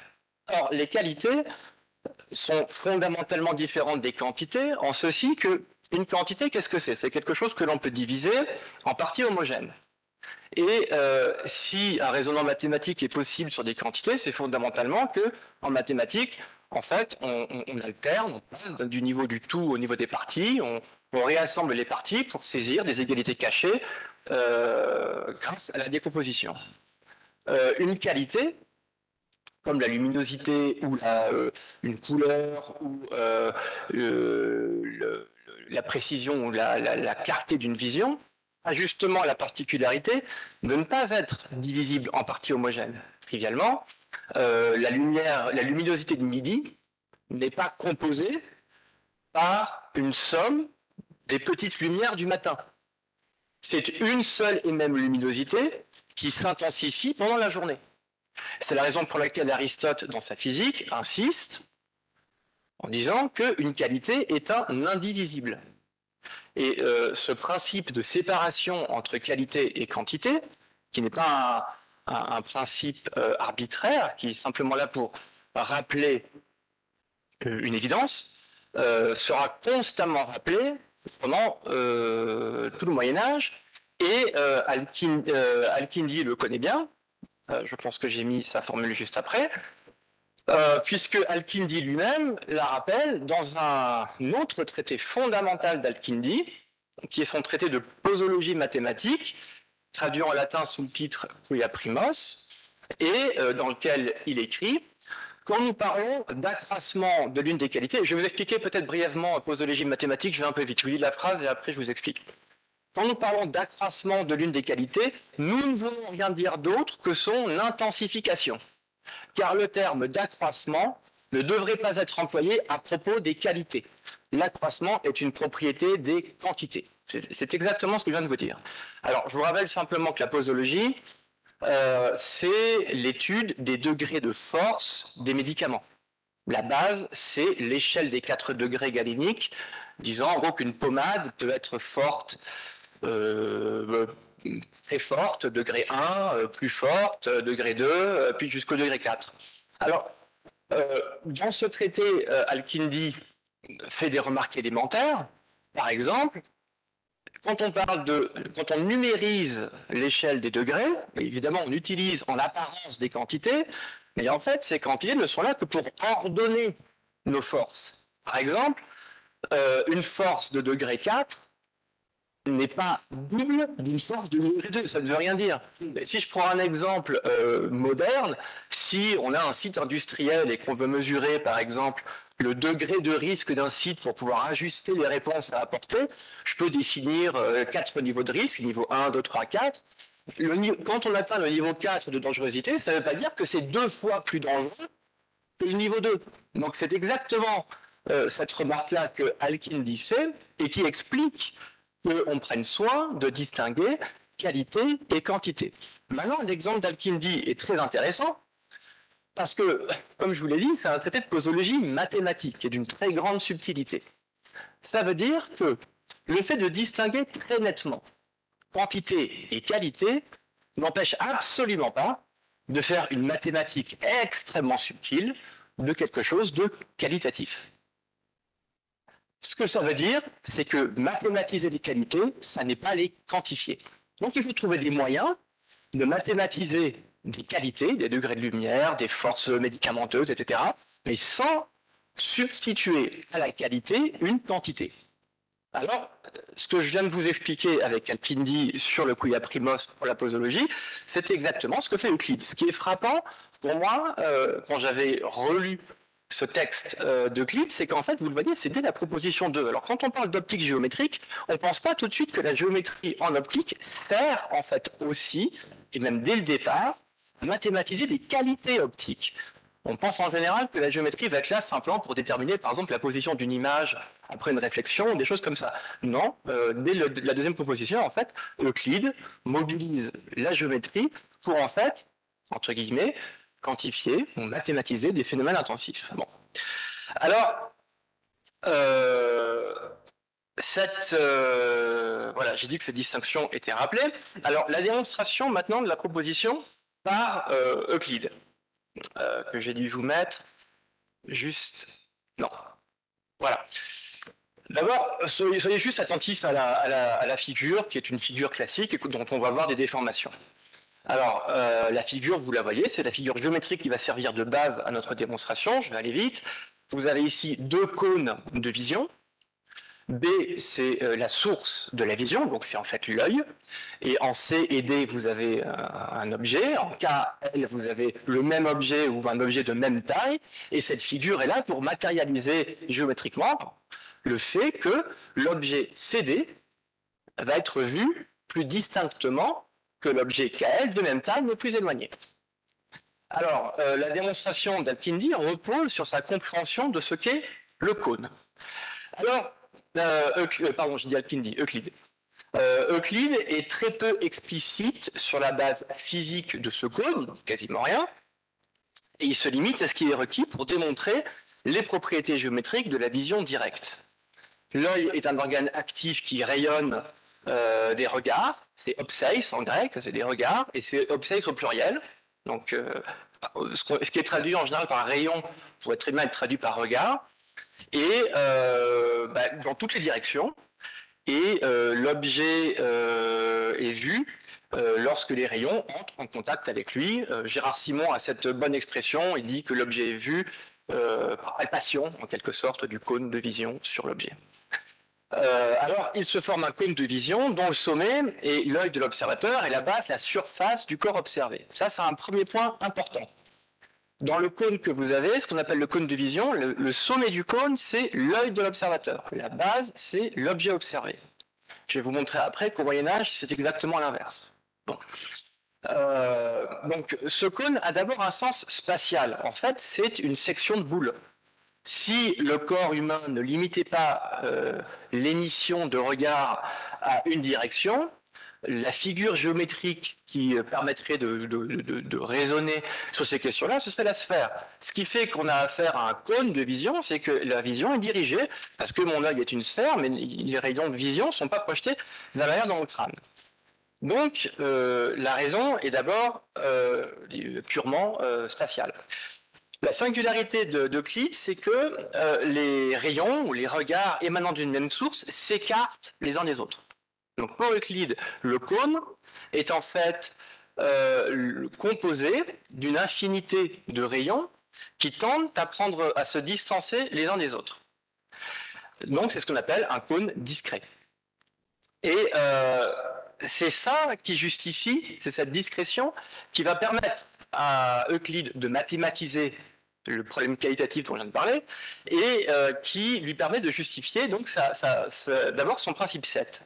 Le principe 7, je le lis, ce qui est déterminé sous des angles plus nombreux est vu avec plus de précision.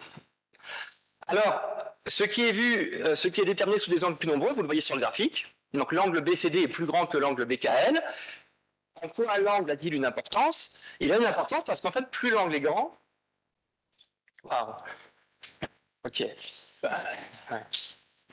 plus l'angle est grand, plus le nombre de rayons est grand. C'est donc une quantification par la cause. Il ne quantifie pas la clarté de la vision, il quantifie le nombre de rayons. Et l'angle est la quantité géométrique qui permet de quantifier, de mesurer cette quantité de rayons. Bon, alors du coup, j'accélère.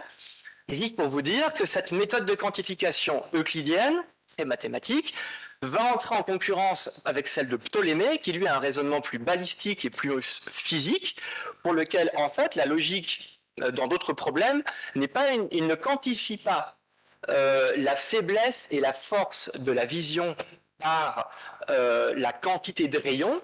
Il va quantifier, il va plutôt intuitivement expliquer l'affaiblissement ou le renforcement de la vision et de la luminosité par l'analogie balistique. Si je tire une balle de revolver perpendiculairement à un mur, elle va plus frapper le mur que si je tire obliquement. C'est une logique différente, une dynamique de l'épuisement de la force, et non pas une quantification par la cause. Bon. Alors, j'en viens, je vais essayer de passer, j'en viens maintenant à Al-Kindi. Alors, Al-Kindi, je crois que je vais aller très vite, du coup. Je vais essayer de réfléchir à comment vous... Bon. Al-Kindi s'est intéressé 2 fois à cette proposition 2. D'abord dans le De Aspectibus, où il reprend cette proposition dans sa proposition 22, pardon, et également dans un texte qui a été publié par Rachel en 97, l'épître sur la rectification de l'erreur et des difficultés dues à Euclide dans son livre appelé l'Optique. Bon, je vais à l'essentiel. Qu'est-ce qui distingue le cône d'Al-Kindi du cône d'Euclide? Plusieurs choses, mais la chose essentielle, bon, peut-être la première, c'est que Al-Kindi est beaucoup plus clair qu'Euclide sur le fait que son cône est à la fois un cône de vision et un cône de luminosité. Ça veut dire que la même proposition se retourne immédiatement, concernant la vision, se retourne tout de suite en proposition sur la luminosité. Alors, c'est ce que vous voyez par exemple dans la proposition 22. Quand on la lit, vous voyez, il démontre, examinons pourquoi la luminosité de différents corps est perçue de manière plus évidente et plus claire quand ils sont proches de l'œil que quand ils en sont loin. Et ensuite, il conclut sa proposition en disant, ainsi, un corps est nécessairement plus illuminé quand il est proche du corps qu'il illumine que quand il est loin, puisqu'il est maintenant manifeste qu'il imprime en lui une vertu plus forte, et c'est ce que nous voulions démontrer. Donc, en fait, vous voyez, la première, quand il ouvre sa proposition, il parle de la clarté de la vision, et quand il clôt la proposition, il parle tout à coup de la luminosité. Ça ne lui pose pas de problème. Mais la vraie différence d'Al-Kindi, c'est que son cône est continu. Autrement dit, le cône d'Euclide discret, je vous rappelle qu'il était fondamental pour permettre une quantification, est rejeté par Al-Kindi parce qu'une vision qui procéderait par un nombre infini de rayons ne verrait que des points indivisibles et donc ne verrait rien. C'est un point indivisible, il n'y a rien à voir. Donc le cône est une unité. Alors comment, à partir d'un cône qui est une unité dans lequel on ne distingue plus un nombre de rayons, peut-on quantifier? Voilà un nouveau problème posé par Al-Kindi pour résoudre le même problème. Alors, comment fait-il? Le principe de base, je vais aller vite, le principe de base, c'est le principe de recouvrement. Al-Kindi va poser, alors à partir de l'exemple lumineux, que si je prends deux sources lumineuses, deux chandelles, je les mets l'une à côté de l'autre, alors la partie la plus éclairée des deux chandelles, c'est la partie qui est entre les deux. Pourquoi? Parce qu'en fait, l'action de chacune de ces sources lumineuses s'additionne. Il y a donc une... Vous voyez, on est toujours dans le champ du continu, mais maintenant on peut additionner du continu. Donc, c'est le principe d'addition des sources rayonnantes. Qu'est-ce que ça va donner dans son optique? En fait, alors que Euclide explique la plus grande clarté par un plus grand nombre de rayons, Al-Kindi, lui, va en fait expliquer cette plus grande clarté ou plus grande luminosité par un plus grand nombre de sources rayonnantes. Ce que vous avez à gauche, c'est en fait la surface de l'œil, et pour Al-Kindi, chaque point de la surface de l'œil rayonne, et rayonne en sphère, comme je vous l'ai dit tout à l'heure. Alors, pour quelle raison? Donc là, je vous ai mis d'autres propositions parce que c'est plus clair. Dans les propositions 12 et 14, Euclide essaie de démontrer, Al-Kindi essaie de démontrer pourquoi on voit mieux un objet en face plutôt que de biais. Alors, regardez le graphique de droite. GBA, c'est la surface de l'œil. À partir du point B, vous voyez que ça rayonne partout, ça rayonne en K, en Z, en T, en L, en I. C'est pareil au point B qui est la pointe de l'œil, si vous voulez, c'est pareil en A. Pour quelle raison c'est la partie TLI qui va être la plus illuminée? Et parce que, en fait, c'est statistiquement la zone de maximum de recouvrement. Si je raisonnais sur 3 points, G, B, A. Si j'avais une méthode un peu infinitésimale, vous voyez, enfin, qui dirait prolongeons, Al-Kindi se contente de 3 points, mais on comprend l'idée. Si je pouvais prolonger la chose en multipliant les points, j'obtiendrais l'idée que la ligne la plus forte, la ligne où il se fait le maximum de recouvrement, c'est la ligne BL. Là, vous retrouvez, je termine sur Al-Kindi là-dessus, la même figure, vous voyez, c'est toujours la même figure qu'Euclide. Vous retrouvez A, B, G, U, Z, elle est complétée par les points D, E, mais c'est exactement la même. Vous allez toujours avoir la comparaison de deux cônes, mais qui maintenant sont continus. Al-Kindi, explique donc la plus grande luminosité d'un objet proche par un raisonnement que je n'ai pas le temps de vous faire, mais qui, là encore, néanmoins, va être mesuré par les angles. Pourquoi par les angles? J'ai mis en pointillé une zone, donc A, vous l'avez compris, c'est l'œil. Mais l'œil ne peut plus être tout à fait le même que chez Euclide, parce que maintenant, il faut tenir compte de la surface de l'œil. Donc, ce qui est intéressant dans la démonstration, ce sont les pointillés que j'ai mis, et qu'en fait, on trouve dans des manuscrits arabes. Vous comprenez tout de suite pourquoi le corps BG est plus illuminé. Il est illuminé parce qu'en fait, il y a plus de rayons, il y a plus de sources de rayonnement visuel et qui vont atteindre la ligne BG que la ligne UZ. Vous le voyez, l'angle BAG est plus grand. Bon. Alors maintenant, qu'est-ce que ça devient? Je suis désolé si je vais aller un peu vite. Qu'est-ce que ça devient au Moyen-Âge? Ça devient quelque chose de complètement différent. D'abord, je commence par un problème, très rapidement. Je vous ai dit tout à l'heure que chez Vitélion, cette proposition d'Al-Kindi réapparaissait. Le problème, quand on lit Vitélion, c'est qu'en fait, elle est éclatée. Vitélion reprend littéralement Al-Kindi dans sa proposition 2.22. Et a priori, on ne sait pas pourquoi, Vitélion, en fait, en 2.24, redémontre sensiblement la même chose. Sensiblement la même chose.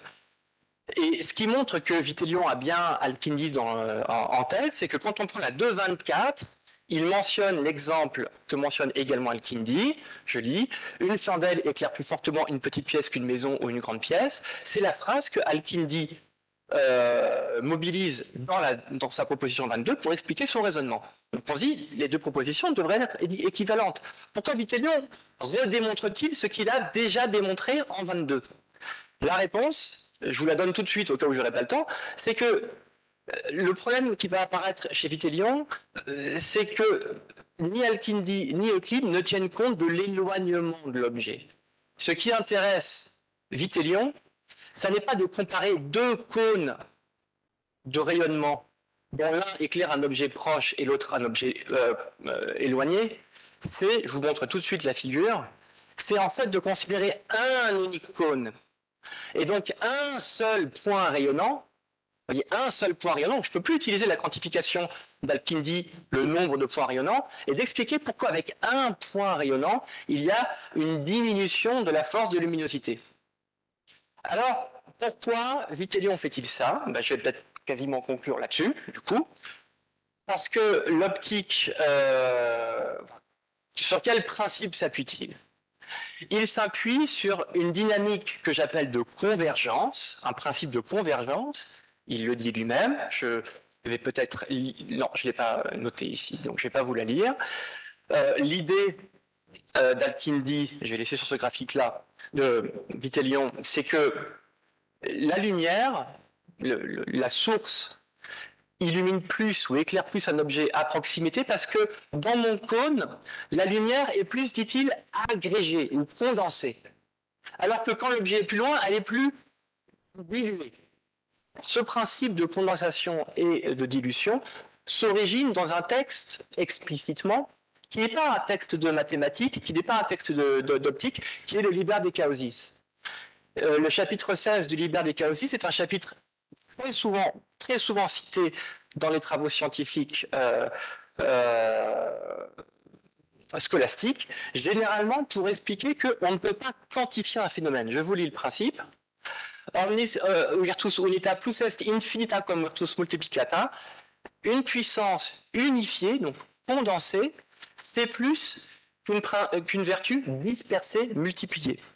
Ce principe est habituellement un principe anti-entité, parce que si vous posez qu'un tout, composé donc de la même somme des parties, agit plus quand ces parties sont non pas plus nombreuses, mais plus condensées, évidemment, vous êtes en train de critiquer l'idée même de quantifier un domaine.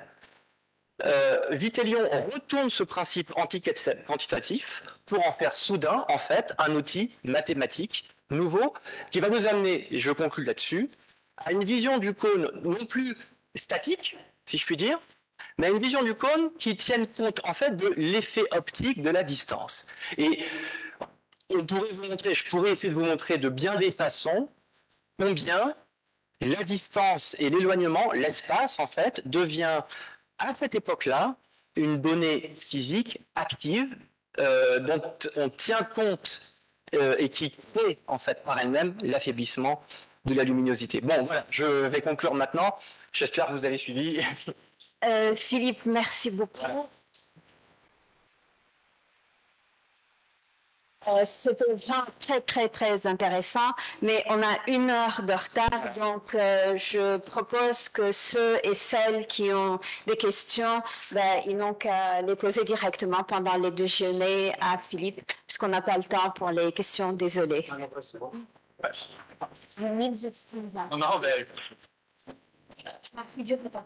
Non, mais t'inquiète pas, c'est normal.